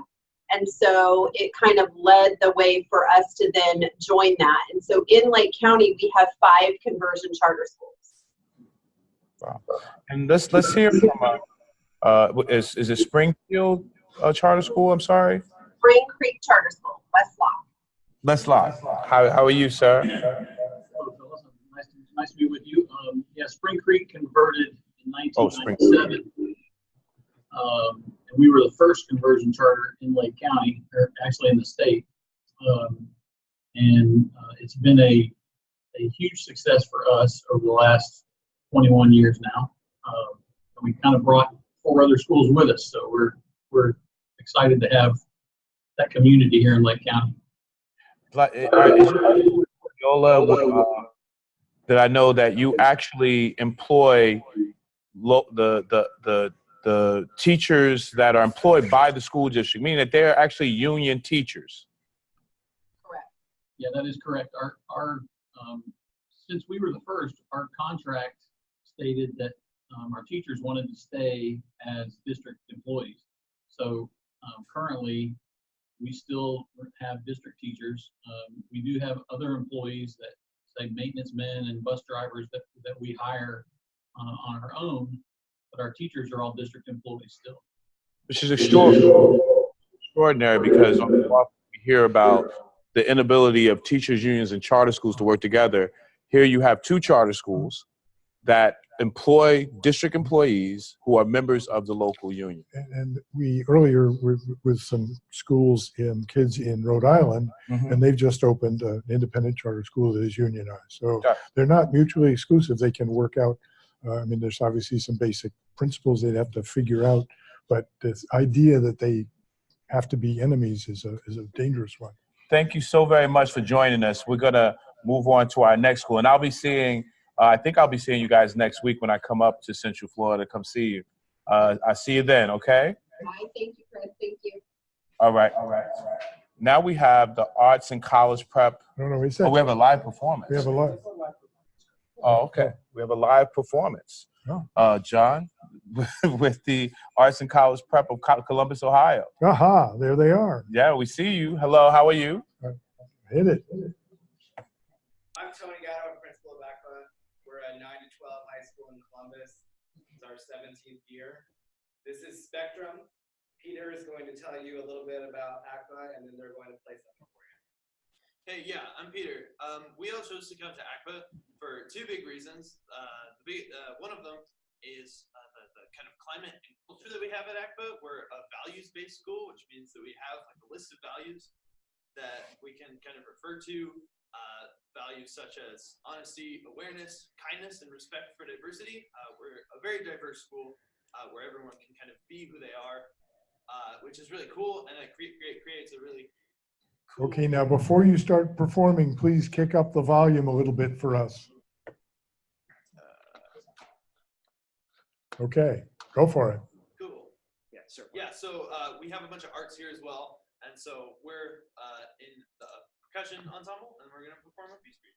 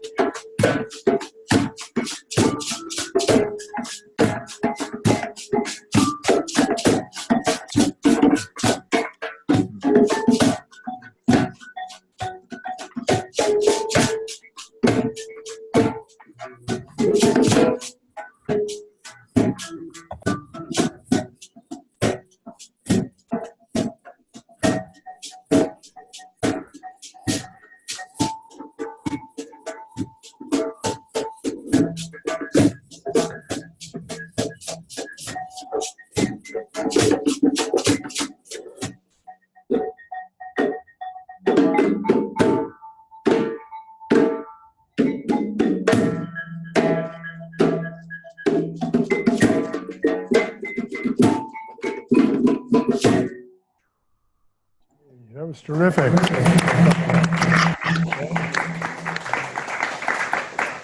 That was terrific. Thank you very much. I'm just curious to know, it's a performing arts school, so does that mean that you had to pass some kind of test? Absolutely you have to audition to get into school?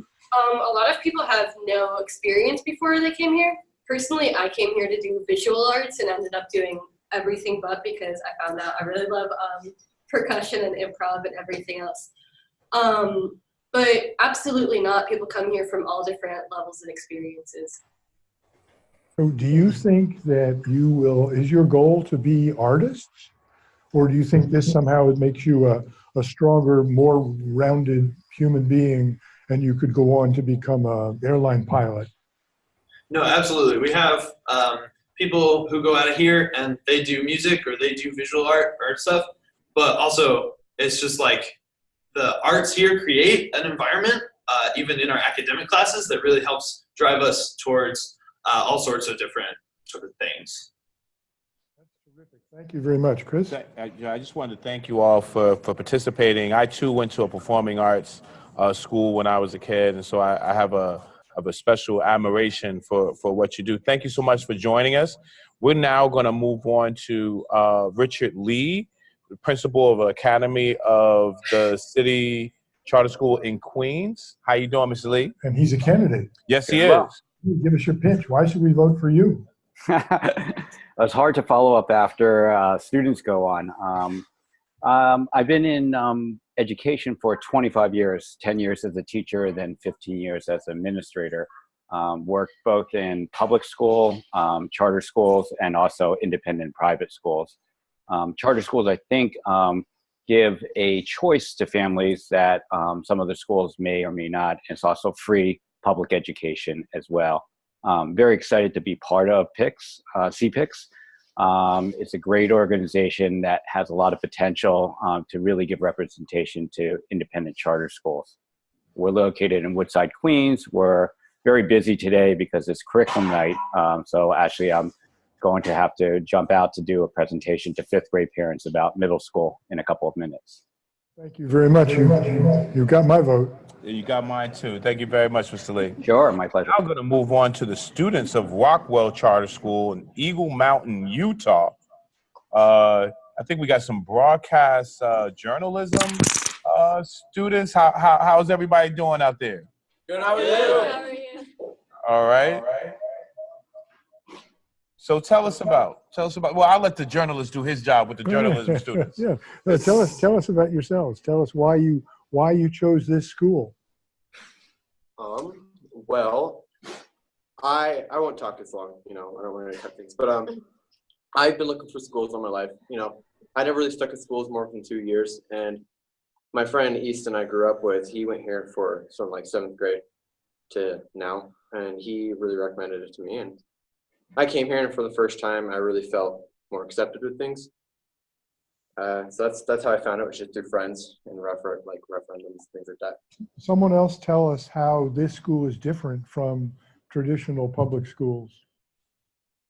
I've gone to 18 schools, and Rockwell is my favorite school. The teachers are a lot better than most of the schools I've gone to. They actually care. The principal is one of the best guys I've ever met. All of the coaches and like group leaders, club leaders, they all want everyone to be involved, and I think it helps a lot in the way the school is different compared to other schools. And like with those teachers, you do get that one-on-one connection because we are a charter school, so we do have like limited amount of students that can come to our school. But we get that more one-on-one time, which is very important when it comes to learning and caring about your education. Posters on the wall behind you. The whole basis of Rockwell is more that students are students and they're people with their own personal lives, and teachers care about that. You're not just a number or a test score that they're being paid for, if that makes sense. But are you training to be journalists? Yes, we are. Yeah. Do you hope to become journalists? What? Will you repeat that? Yeah. Do you hope to become journalists when you finish your education? It's probably. It's definitely up for grabs. It's a possible field that I do have looked into in the past. I've always loved English. I've always loved debating and reporting about stuff. So. And there's also a couple of the young women. What do you want to go? I mean, journalism is like, for me, since I do broadcast journalism, I do enjoy like making videos. So I do like, sometimes I'm thinking like, well, I could make this into a career. So I really enjoy like working on it so I can maybe be able to make it. Yeah, and Cassidy over here is our anchor for our news broadcast. Oh, so you have your own news broadcast? How often is that on? We just recorded our first episode yesterday. Yeah, yesterday we recorded our first episode. For a few weeks we've been getting materials. We need to set up our own studio. We've already got a green screen and our cameras and everything set up. The last thing we got to do is we're soundproofing a room. Now, do you have print journalism as well? Magazines, newspapers? So we have like a magazine that comes out every term with like, Marshall magazine. yeah, these are all like our past ones that we've had over the past 2 years. And it just has like different stories and like opinion pieces and stuff about our school in it. That's great. I mean, you're doing work that matters because you have an audience.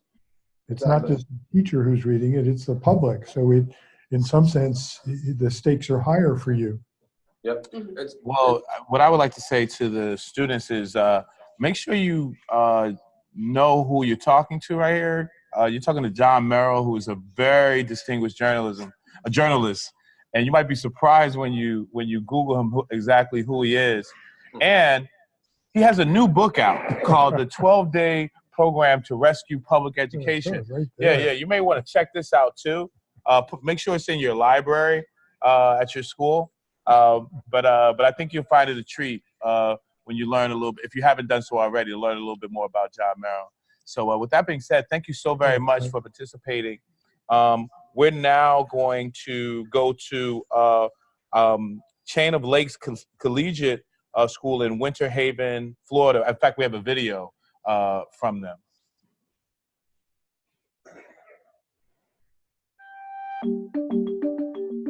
Here at COL, I get the best of both worlds. While there is so much to offer on the high school side, I get to take college classes at no cost.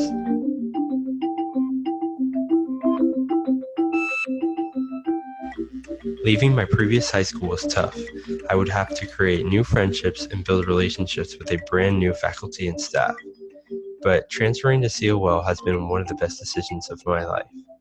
The environment is full of high caliber students, all working towards a common goal.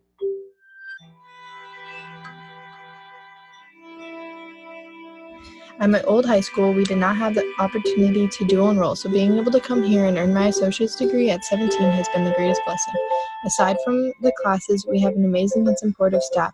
Each and every one of them has helped me to overcome obstacles and push me to succeed. We also have access to a number of free resources to help make our academic work that much easier. Overall, COL tops any public school I have gone to or could have gone to.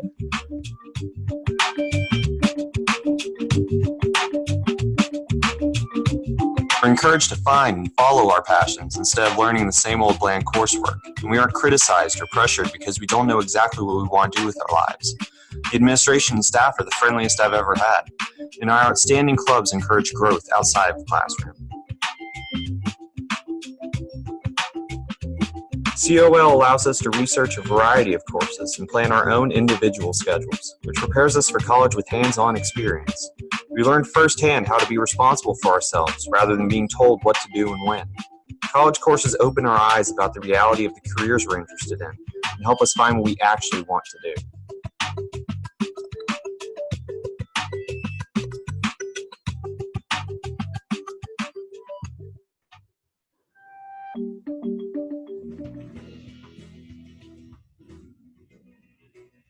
The people of Highmark are really caring and really understand the needs of our school and what our program is about. They do an amazing job of communicating with us. They really help us understand where we are, be prepared for next steps, and maintain communication with us on a weekly, if not a daily basis. We're not just working with a company that does construction and development work. We're working with a company that really cares about the work that we do here at the school. Working with Highmark has been a wonderful experience, and we are so excited to be in our new building and continue working with Highmark because we truly feel like we're partners.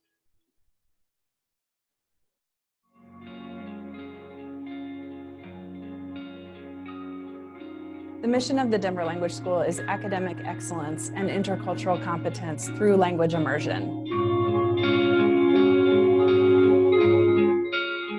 What was very valuable was learning about a different culture completely. You know, we're raised in America, you know, we know this one culture, you know, and then coming here, we get to learn about this whole different culture, you know, and we get really immersed in it and we get to learn all about it, and that's something that not every kid can get. Our program is really unique in that we are an early total immersion program with K through 8 students.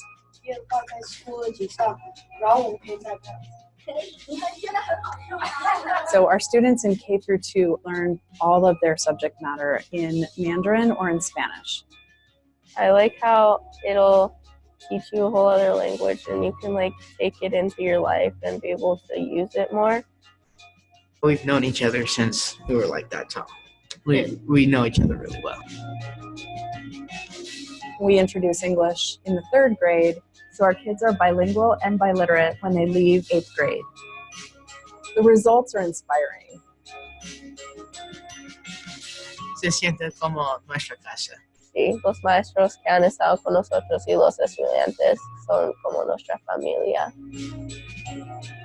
我很喜欢丹佛人学校，因为我的同学们和我的老师们都是像我的家人，我们是很大的社区。也想我们丹佛人学校，因为我们很小的时候就知道，大家我们。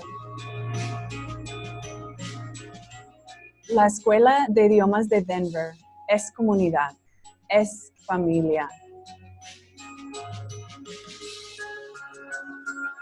Y estamos apoyando a cada niño en todos los aspectos de la vida escolar, todos los días.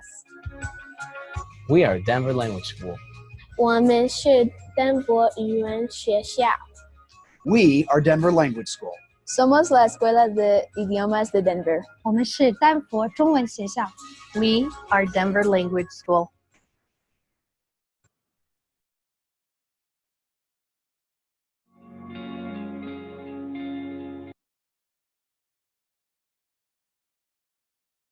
Are we back? Yes, we are back. Yeah, There we I are, see yes. you. Yeah, and those videos are wonderful. I mean, Yeah. it's fascinating to see that some of them made by kids, some of them, but and to get a sense of the variety of charter schools. And we're going to jump back now. You remember the kids from Queens? Yes. Well, the principal is here. Stacey Gauthier, how'd you think your kids did? Well, they did fantastic. And what they didn't have a chance to tell you was our school really is a school about student leadership and social justice.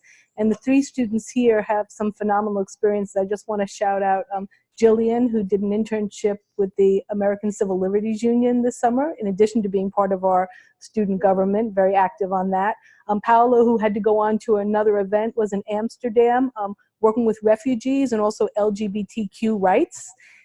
And of course, Hector, who's an urban ambassador, and he was the only New York City charter school student speaking at a 1,000-person conference with the chancellor. So these guys are doing great things. So when you say social justice, that's a theme of the school?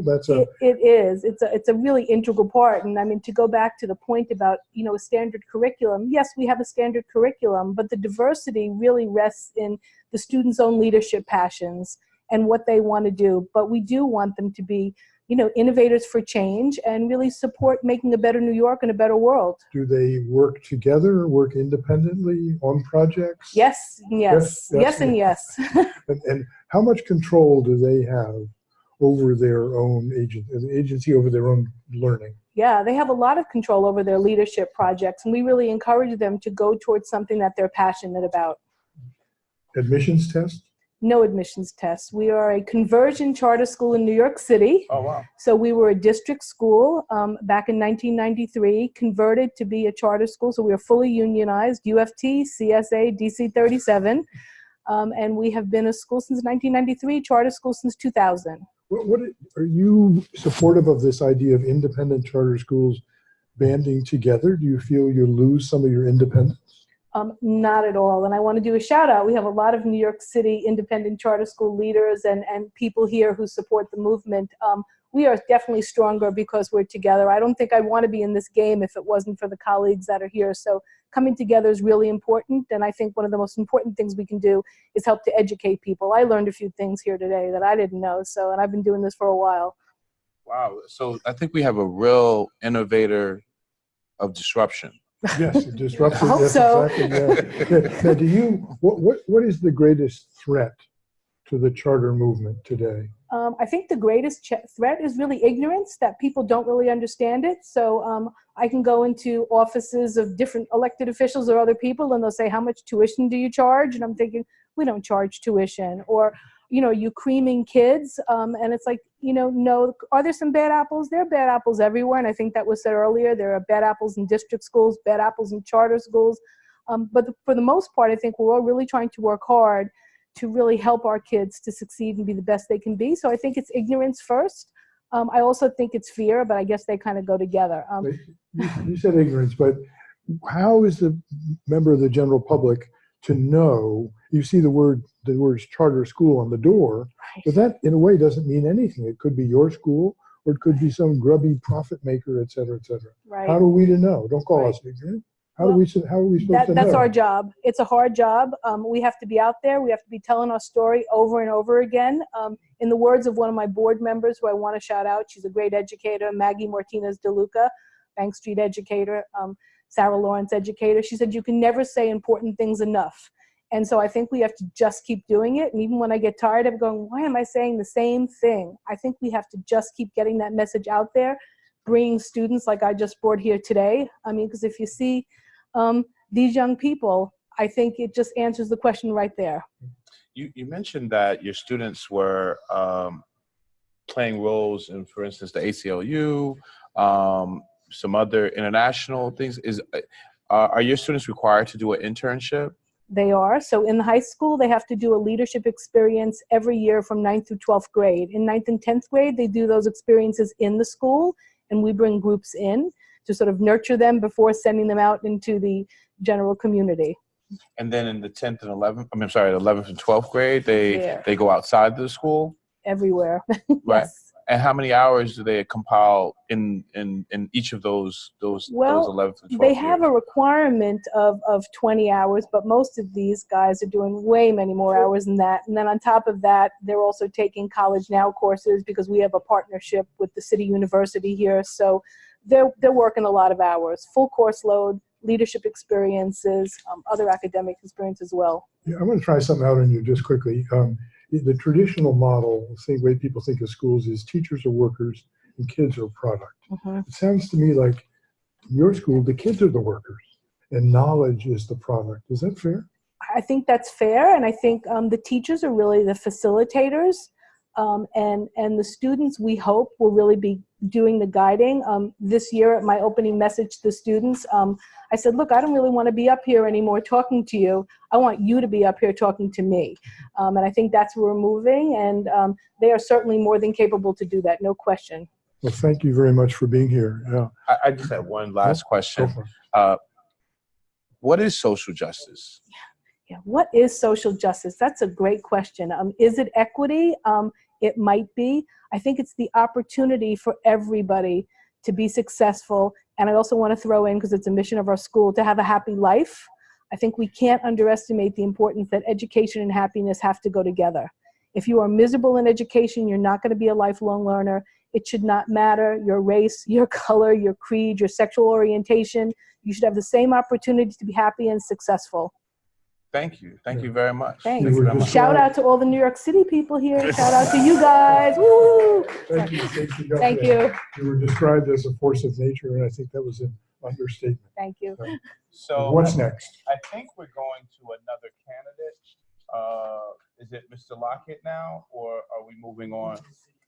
Are we doing a video? Okay. David's video. We're a little disorganized, but not.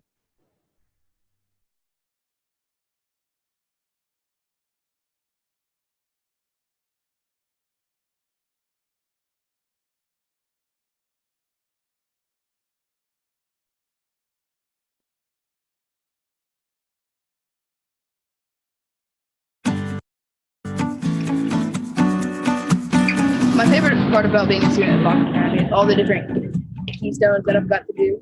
My favorite keystone is probably Science Olympiad because it's so competitive. My favorite keystone is PE, playing fun games, and it's never fun. My favorite keystone is definitely yearbook. It's just satisfying to make a yearbook that the entire school. 55 Essentials makes Bach Academy a special place to be because it changes students' habits when students go on to different parts of life. That'll shape their character. It always wants you to make the right choice. You can be a better person, not only in school but out in life. Learning at Bach Academy is special because that you can go more in depth into what you're learning about, and the teachers and staff, they just make me laugh. And I'm a goofy person, so I like to laugh. Like the show, you have to laugh while you're here. The teachers make it really easy to understand. They have fun and different learning strategies than teachers. Different because we use technology and they're preparing us with what's really unique is to do our best to learn and make Bach Academy. I mean, we do everything at school, and we're always lifting each other up. We're always encouraging each other. We get to do fun stuff. It's perfect.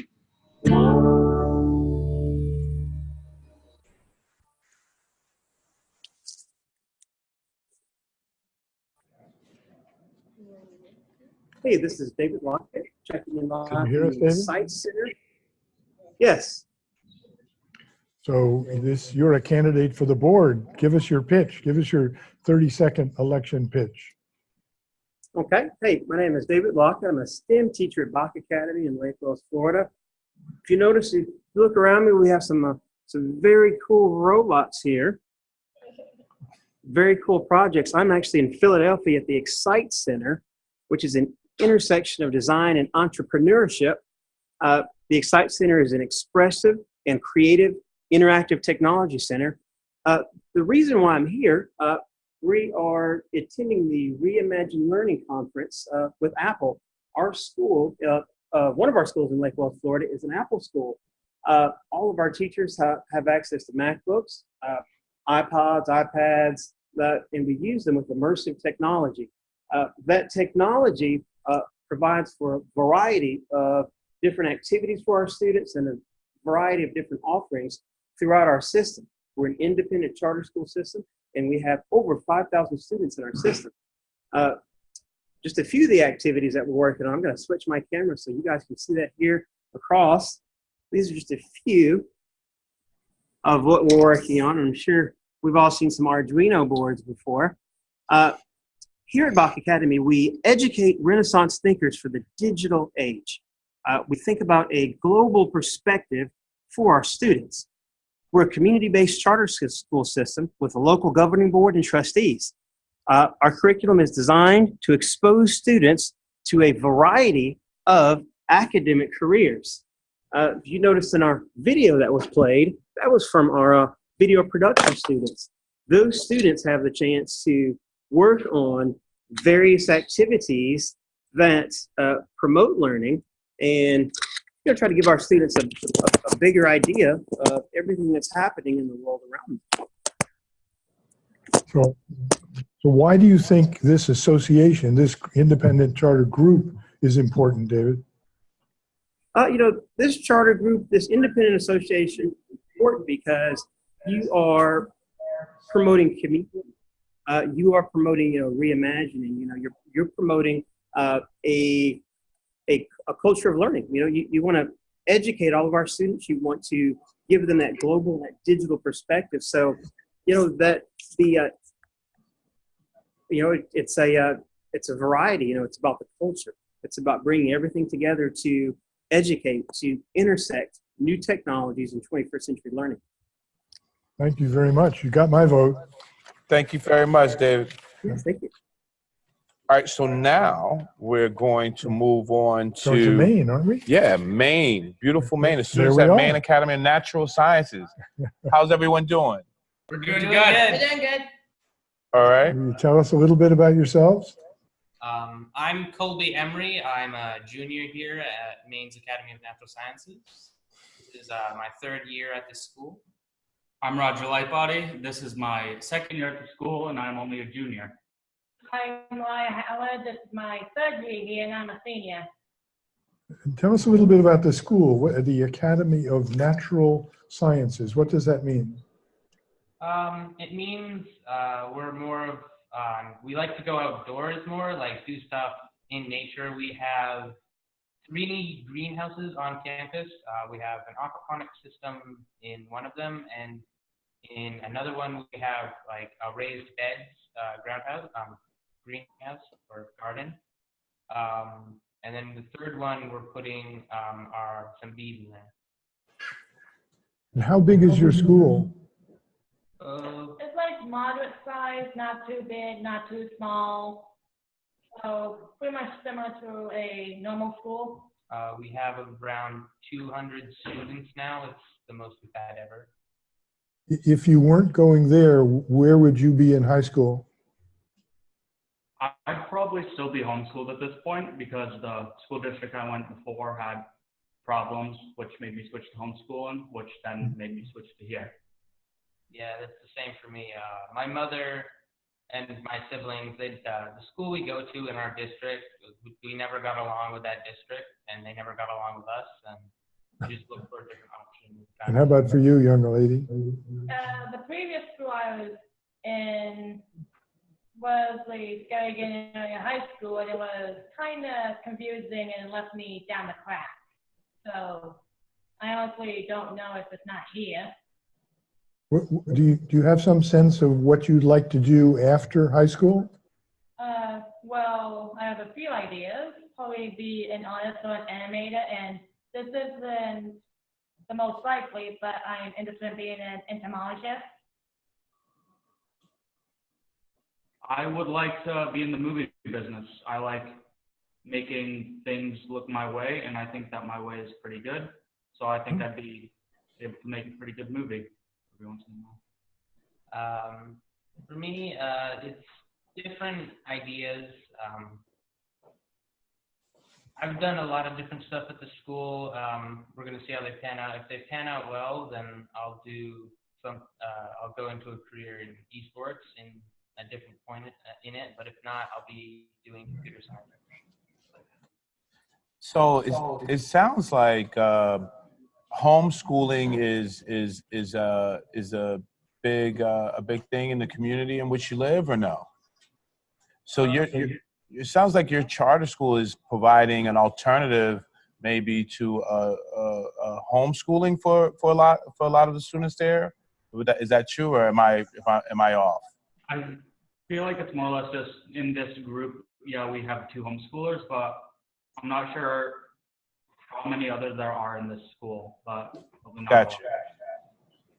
The majority of people from schools are a bit too stressful, or they need more agricultural life in them or something. All right. Well, thank you very much for taking the time out and joining us. We look forward to hearing about your school more, and of course, we would love to learn more. But we're here. We're just news reporters, right, John? Yeah, we're just moving on. We've got the clock is running, and in fact, it's time to get an update from Steve Zimmerman. What's going on? Yeah, our telethon. Update. You see me update on telethon. Well, look, we are now up to 130 schools. We've got representing 89,213 students. So we need more, out there now, guys. It is time to sign up, time to join the Coalition of Public Independent Charter Schools, and just do it now. And now, where do we go now? We go to a video. We're going to a video. How do we do that? How do we do that? Go to the website, Indie Charters, indiecharters.org. That's us, okay? We're indies. We're independent. We're self-managed charter schools. Site-based decision-making is what autonomy is all about, is what the original charter school premise was all about. But it's also about sharing, which is why folks should join. Sharing what works, sharing what doesn't work. Fair enough? Yes. All right. Fair enough. Yes. Thank you very much. Sharing. Well, now we have another video. So we call your attention to a video. This one is from Albuquerque, New Mexico.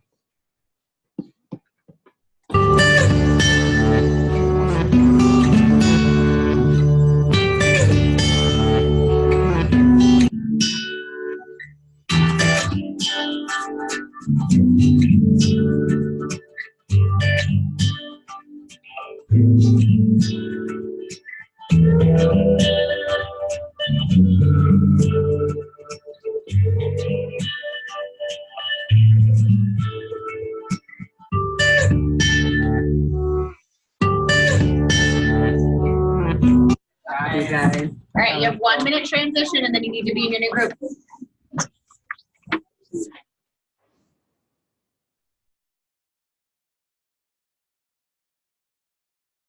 There you go. Now, are you ready to spell your name?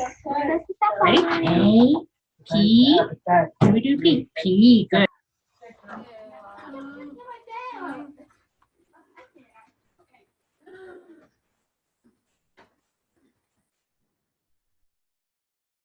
I like that our deaf hearing and hard hearing like the students going to the same school, so no one is separated.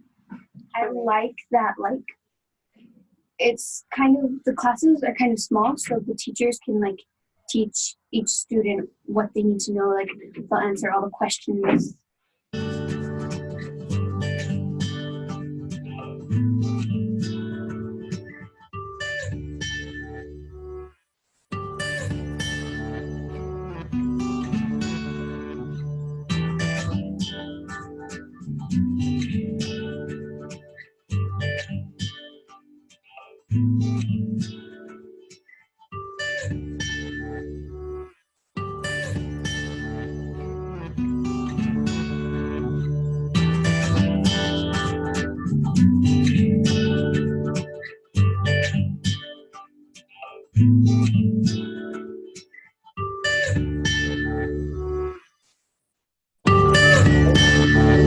That's us.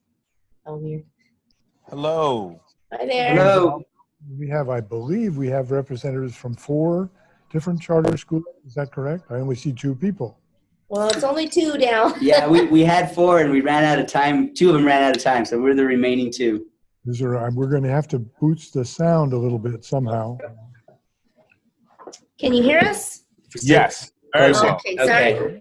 Yeah, we had 4 and time constraints on their side took them out of the picture. It's all right. Well, we've been running late because, frankly, the kids have been so interesting to talk to, and the adults as well. But thank you for hanging around to talk to us. Tell us about your schools.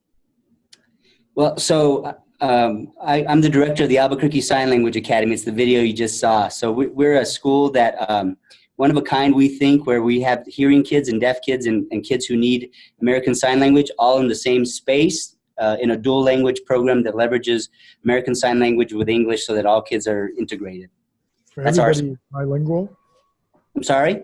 Everybody is bilingual. Right, everyone, exactly. Everyone controls both American Sign Language and English to their abilities. But how did this school start? Was there a perceived need? Yeah, and if you know anything about kind of the history of deaf education, usually you see a lot of, historically, you see a lot of segregation where when children are born deaf, they're taken to a deaf school away from their families and immersed in the deaf community, which it was good for a while, but when they come back, there's disconnect, resources, families can't sign. So out of a very grassroots movement, a bunch of families got together and created a system where deaf children can go to school with their hearing siblings and work together to learn. And it was essential to be a charter school to make that happen? Yeah, we tried to run it through the comprehensive district, tried to run the idea through them back in the day, and there were just no takers of the idea. So it was a motivated group of parents, really good-hearted educators. We had some political clout at the time that really pushed this idea through, and we were able to make it happen. How long ago was this? We're in our 9th year of operation. Are you secure now? Are you in jeopardy every year?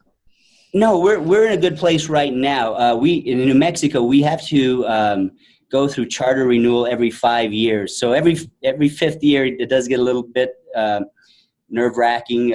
You have to do some things to the state.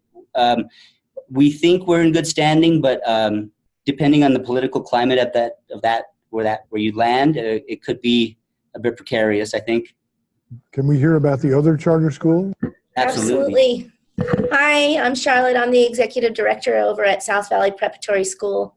We are a small middle charter school. We used to be part of the district. We used to have a pilot middle school project that went on at the Albuquerque Public School District that was later on cut because of political reasons, I'm gonna say, and so we at the time had a group of families and kids that were in a particular neighborhood that did not have access to safe middle school environment, and so we basically took the model of what we were doing and wrote a charter. And again, we were opened at the same time Rafe School was. So we've been in operation for 9 years. We focus a lot on, so the mission of our school obviously is to be a small, safe middle school environment where kids are successful both academically and socially, emotionally. So we push a lot of health and wellness initiatives for our kids and kind of do a 360 health and wellness program for them. So who are your students? Where do they come from? Our kids come from all over Albuquerque, but primarily from the South Valley of Albuquerque, which is kind of right on the fringe of the city limits in the county. So we have 156 kids right now. I will say, like Rafe, your operation is always dependent on the political climate of New Mexico, which is a little scary. I think also that a lot of times schools are often in positions where whether or not they're renewed is based on student grades, which is based on student park testing, which we don't all agree about. And so it's a difficult situation to be in. But it is our reality, so it's something that we talk about and have conversations about a lot. Just quickly, do you think having an association of independent charter schools will make you stronger? Absolutely, I think so. Rafe? Yeah, I would think anything that's rooted in that idea that charters need to be independently operated as to the needs of their community. I think if that's the philosophy we want to live by, and I think when there's a solidarity around that idea, I think we have a fighting chance for sure. Thank you very much. Thank you very much. Before we go to Iris, John, this is what we were talking about earlier. When I hear about schools like the Sign Language Academy and just the mindset of a group of people in the community who had decided that they wanted to, as a nonprofit organization, engage in education and have the ability to do that. In some of my comments earlier when I was talking a little bit about for-profit entities, there's a difference between a nonprofit and for-profit for these very purposes. They're doing it because they want to do it because there's a need to do it. But financial transparency is essential. Of course. Those public dollars require that. So let's go to Iris, another candidate for the school board. How are you doing today? I'm doing well. How are you guys? All right. We're having fun. Tell us why we should vote for you. Give us your pitch. All right. Well, so my name is Iris Maria Chavez. I live out in Portland, Oregon. And for a number of years, I've been working with a coalition of Oregon's community-based charter schools around legislative advocacy and policy advocacy work. Oregon's a really unique place, and I know everyone feels like their place is unique, but I'll let you know why we are. Oregon has about 130 charter schools, which educate about 5% of the student population and have been operational since 1999. Oregon does not have any charter management organizations in the state. And it's not rooted in law necessarily, but it's more practice. That here in the state, we have a firm commitment to ensuring that schools that are developed are community-based, addressing community-driven need and student need really well. And so for the last bunch of years, it's been a real pleasure to work with these schools to help support them as they're looking to ensure stronger accountability for themselves and their member schools, as well as ensuring that funding streams and requirements that are put in place by the state make sense for charter schools. And so, I'm excited about the effort that is underway with the Coalition for Public Independent Charter Schools because it speaks to the values that we here in Oregon have been holding on to for a couple of decades as we've done our charter school work.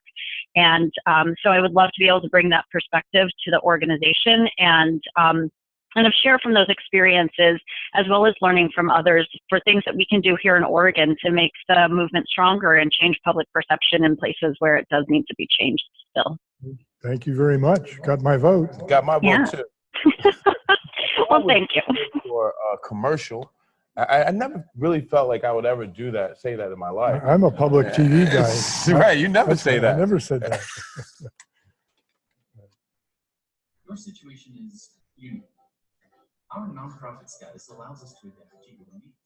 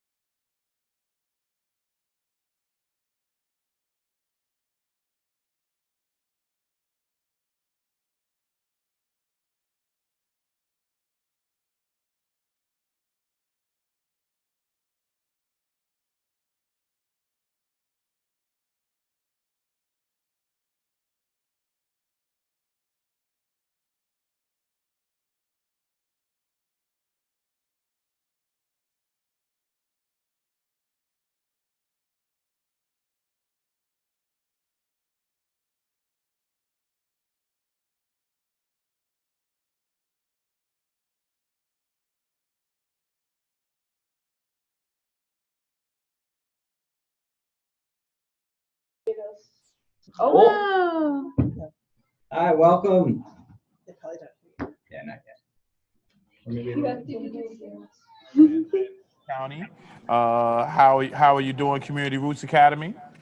We're doing great. I'm Jeremy Cavallaro, the executive director and co-founder of the school. We're a project-based school, and we've got a video coming up to give you an example of what PBL is like at our school. It's a kindergarten-specific video, but it's a really great example of how things work here. Before you go into the video, you say project-based. Does that mean most of the curriculum is groups of kids working together? That's it. We are 100% project-based, so kids are always working on a project at all times at our school.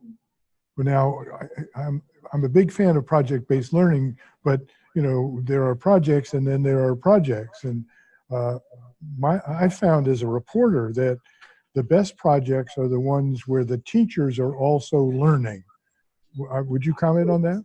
I couldn't agree more. And I think when the teachers are pushing themselves, that's when kids get inspired to push themselves. And, you know, just as an example, we've done a ton of projects. We've actually had 2 vessels in outer space, and we have photographs from outer space. We have all kinds of amazing things going on here. So yeah, and all of those teachers who did that were stretching themselves and pushing kids to do things they couldn't even believe they could do. The kids are smiling. Is that because they don't have to work hard? Project work, or do you have to work hard?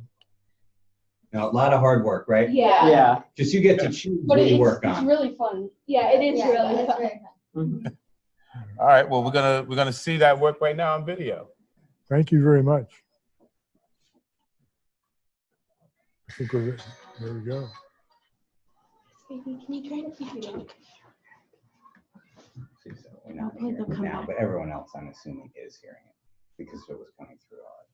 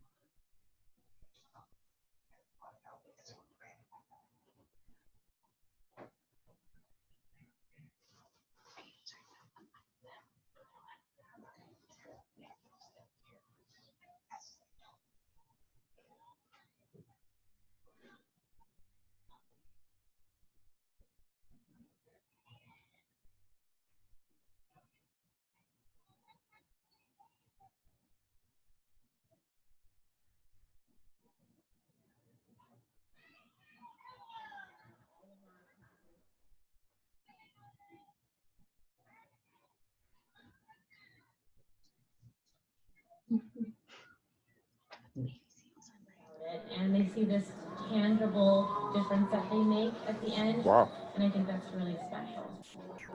That's awesome. That is awesome. That is awesome. And there they are again. There they are again. So did you guys help with the seals and sea lions project? Yeah. Wow. What did you do? I mean, whoa, tell me more about it. Well, we helped the little kids a lot, and we actually kind of just stood in the front with them and got to walk with them and stuff. And I actually have a younger brother, so I got to go to the seal event, and it was really cool. I was swimming in the ocean just about 3-4 days ago, and I came out, and the people on the beach told me that a seal had been following me about 5 feet behind me for about 50 yards.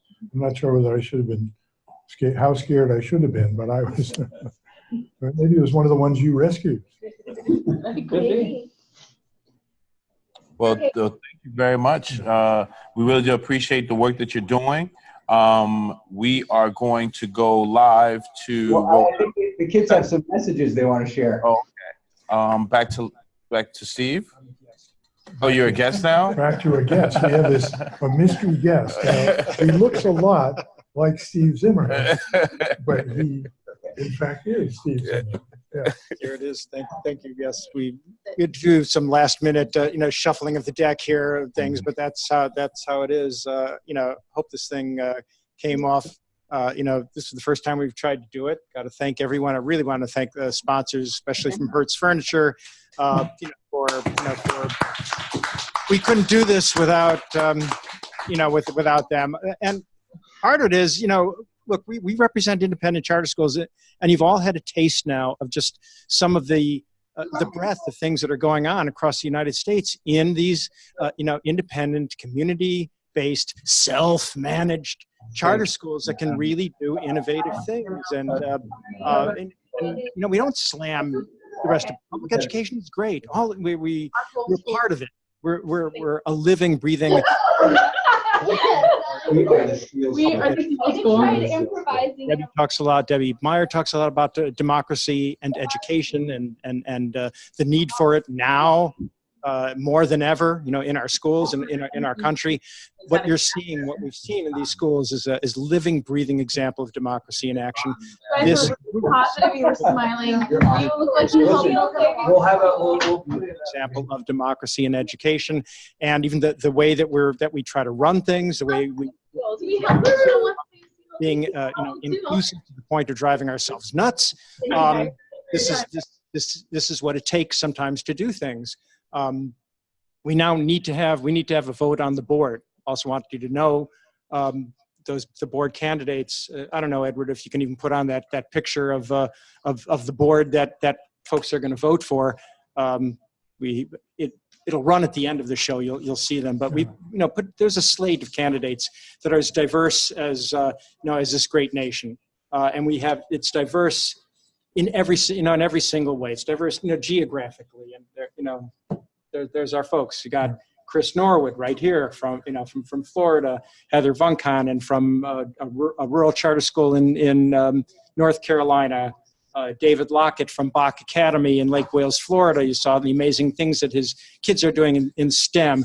Ricardo Mireles, we're probably going to bring him up again. Ricardo, if you can come, because he was at the very beginning of the show and the sound was, we didn't have it down yet. So I don't know if folks heard from Ricardo the way they should. He's the board chair. If you guys, press yes, you're all going to have the chance to vote out there in a second.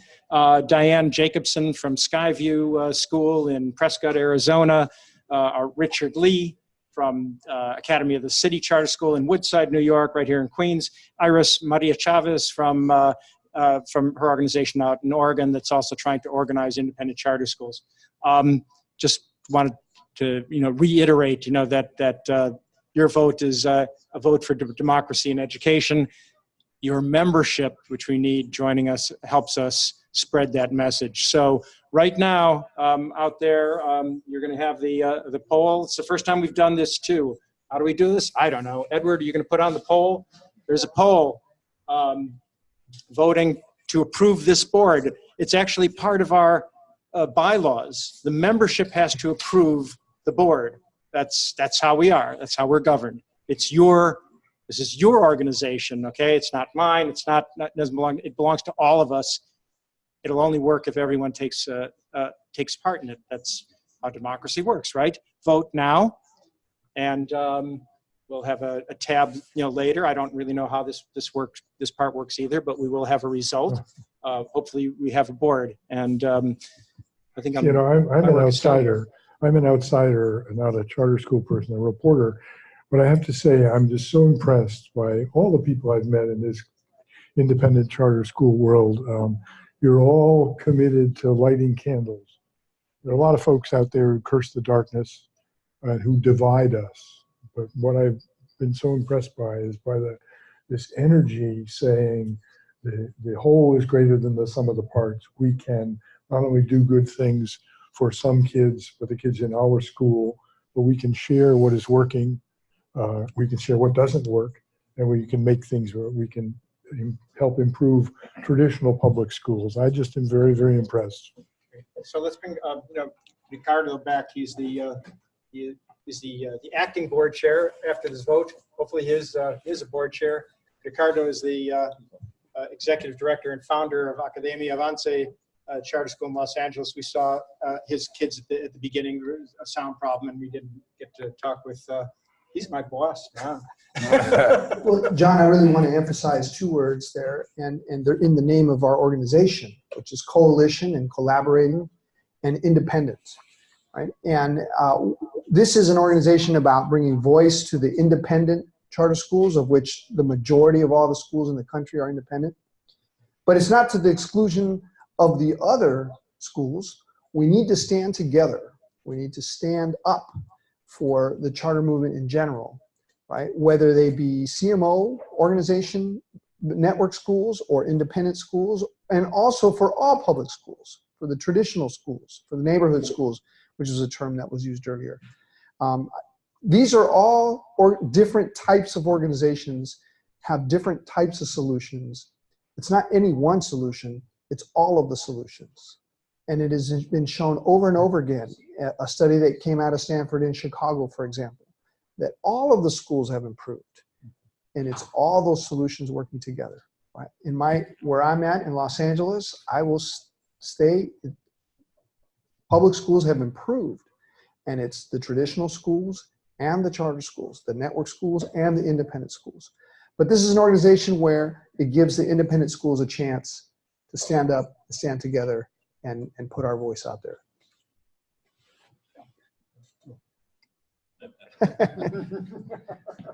Juggle. This is Juggle, yes. This is not live TV, but it's live. And so we've had a few little glitches along the way, but all in all, I think we did pretty well. All in all, yeah, I think so. I don't know. And you see the numbers going up. So we asked schools that are watching, join us, and we're seeing the schools joining. There we go. Yeah, yes, right before our eyes. I really wanted to kind of channel Steve Kornacki again. Yes. 133 charter schools nationally have joined, representing 90,106 students across the United States. Let's drill down to the counties. No, let's not. But I want to actually invite a friend of mine, Verone. I'm going to ask you to come up. You're late. Verone Kennedy was supposed to be here a while ago, but I do want him to say. Yeah, I'm just going to have him. You can sit in the guest desk here for just a minute. Take that. Am I here or there? Right. Okay, great. How are you guys doing? We're doing all right. It's wonderful to see you, and it's wonderful to be here. All right. All right. So I just go ahead and address? Yeah. Please introduce yourself. Well, I will. My name is Verone Kennedy. I am currently serving as the executive director of one of the executive directors of the Office of School Design and Charter Partnerships. And I represent the charter side of the office. My position is shared with another young lady. Her name is Anieli Matos, who is not here on today, but we work together to support charters across New York City. My specific work is around DOE authorized schools, and that's our focus, as well as district charter partnerships, which is a huge initiative across New York City. If you'd like to learn more about that, we can talk about that. but then also data. We're starting to look at data in ways that we have not looked at it in the past, in terms of how charters are impacting the city and where there may be challenges as it relates to charters and how we can do better jobs of collaborating. So all of that is aligned with our chancellor and the work that he is pushing forth around synergistic partnerships and trying to create more partnerships across the city. Tell us about your new chancellor and his position on charter schools. So we have not had a tremendous amount of conversations, but the chancellor has put himself, he's made his position very clear as it relates to choice for families, and that families should have the opportunity to have real, rigorous, and what's a good word? Phenomenal educational experiences for children. And so whether that is a district school, his position is that we're not looking at the modifier or the descriptor, but we're talking about schooling for all children. And he's committed to schooling for all children. Charter schools, district schools, and there are conversations around independent schools and all. These are all our kids. The way that he approaches it and the way that we approach it is we say our students, our schools, our success. Okay, thank you. Wow. You know, for those of us who are not from New York, and particularly those who are watching us now, they're from all over the country, from Utah to Alabama, Florida. Who is your new chancellor of education here in New York City? Yes. So our chancellor is Richard Carranza, who has a detailed history of serving students. And if you really want to sort of learn more about him, if I were to sort of describe him in terms of everything that I've read and everything that I've heard, because he is our new school's chancellor, we believe in show and prove, right? But everything that he has done thus far has really pressed the issue around equity and fairness for all. Is he from New York City? Is he from another? He's from San Francisco. Yes. Okay. Was absolutely. he a former superintendent? Former superintendent in San Francisco, and I believe in Texas somewhere. Houston, Texas as well. Thank you. I have a lot of friends out here to help me, so I'm appreciative. Is it your view that urban environment is a better soil for charter schools than suburban or rural? I don't think so. I'm an urban person. So I was born and raised in Bedford-Stuyvesant, Crown Heights, Brooklyn. And so I would say I'm sort of partial to those areas. That's something that I really sort of embrace, urban education. However, prior to my stepping into this position, I worked for an organization called National Heritage Academies as a charter school leader, and then as a charter director of school quality, a superintendent. And I had an opportunity to travel the country. And what I've come to understand, in my understanding of charter schools, really is about innovation. And it's about trying to do something that has not been done and not continuing to maintain the status quo. There are needs and there are innovations that can occur everywhere. So how can independent charter schools help you? Yeah. So one of the things that we love about independent charter schools and why we're so committed to independent charter schools has to do with the network approach, the networking that can exist for independent schools. When I was with National Heritage Academies, that organization had over 80 schools. And so whenever we needed to understand policies, whenever we needed to sort of make a push to try to change policies or even just to improve instruction in our schools, we always had someone that we can tie into and someone we can work with. What we find here, particularly with this organization, I'm really happy that there is this sort of bonding and this network that's created for schools who don't necessarily have all of those other pieces. And this existence creates that opportunity for the independents to come together and collaborate.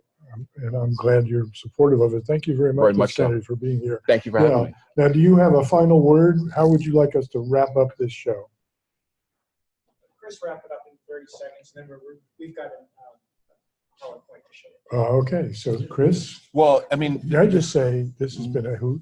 Oh, well, thank you very much, John. Thank you very much, John, for allowing me to be on your platform. But the gentleman from New York City Public Schools, he really touched upon something, I think, which is the service that our organization can have in state organizations that do exactly what we do, like the Florida Association for Independent Public Schools does is that we have to, there's a positive and negative, and some people might disagree with me. There's a positive and negative about being an independent public school, independent charter school. The positive is that you're independent, and the negative is that you're independent. And so, you know, having an association that can sort of build out some of the other things that you don't want to give up your independence for. You know, you want to be able to have policy discussions with New York City public schools. And when you're able to do that under the guise of an association, then they can, you know, bureaucracy can kind of, organization can talk to organization. We need to have better pricing for Hertz furniture. And when you have economies of scale, sometimes in association, sometimes you can build those relationships to get better pricing. When you're a large, when you're a large organization, one of the reasons why they can do some things cheaper is because they're big. And so if you don't have that largeness, you can't get that pricing. And what I found in Florida is that because of things like that, a lot of the independent charter schools are now being bought out by the large So companies. banding together will produce economies of scale. Yes. Will allow independent schools to be stronger. Yes. And to remain independent even as they're part of a group. And never lose their independence. That's right. At the same time. That's right. Yeah. So will you say goodbye now? Yes, that's my wrap up. It's been really nice and really it's always a pleasure. I mean, I can't tell you how honored I am to sit here next to a gentleman by the name of John Merrill to talk about education. And I just appreciate that opportunity. So I thank you. I thank the association. I definitely thank Steve, who really should get a lot more credit than we're able to give him for all the work that he's been doing. And I think Richard, both Richards deserve a lot of accolade, and Ricardo. Let me tell you, Ricardo has a big job ahead of him in the near future. So and our timekeeper, who not only puts up with being married to Steve, but also tried to keep us on schedule. So thank you. Yeah, she did a good job. She did. But she did go to Cornell, so I went to Cornell as well. So and Steve, by the way, okay, so which now, I did not know until years after. So let's go to the final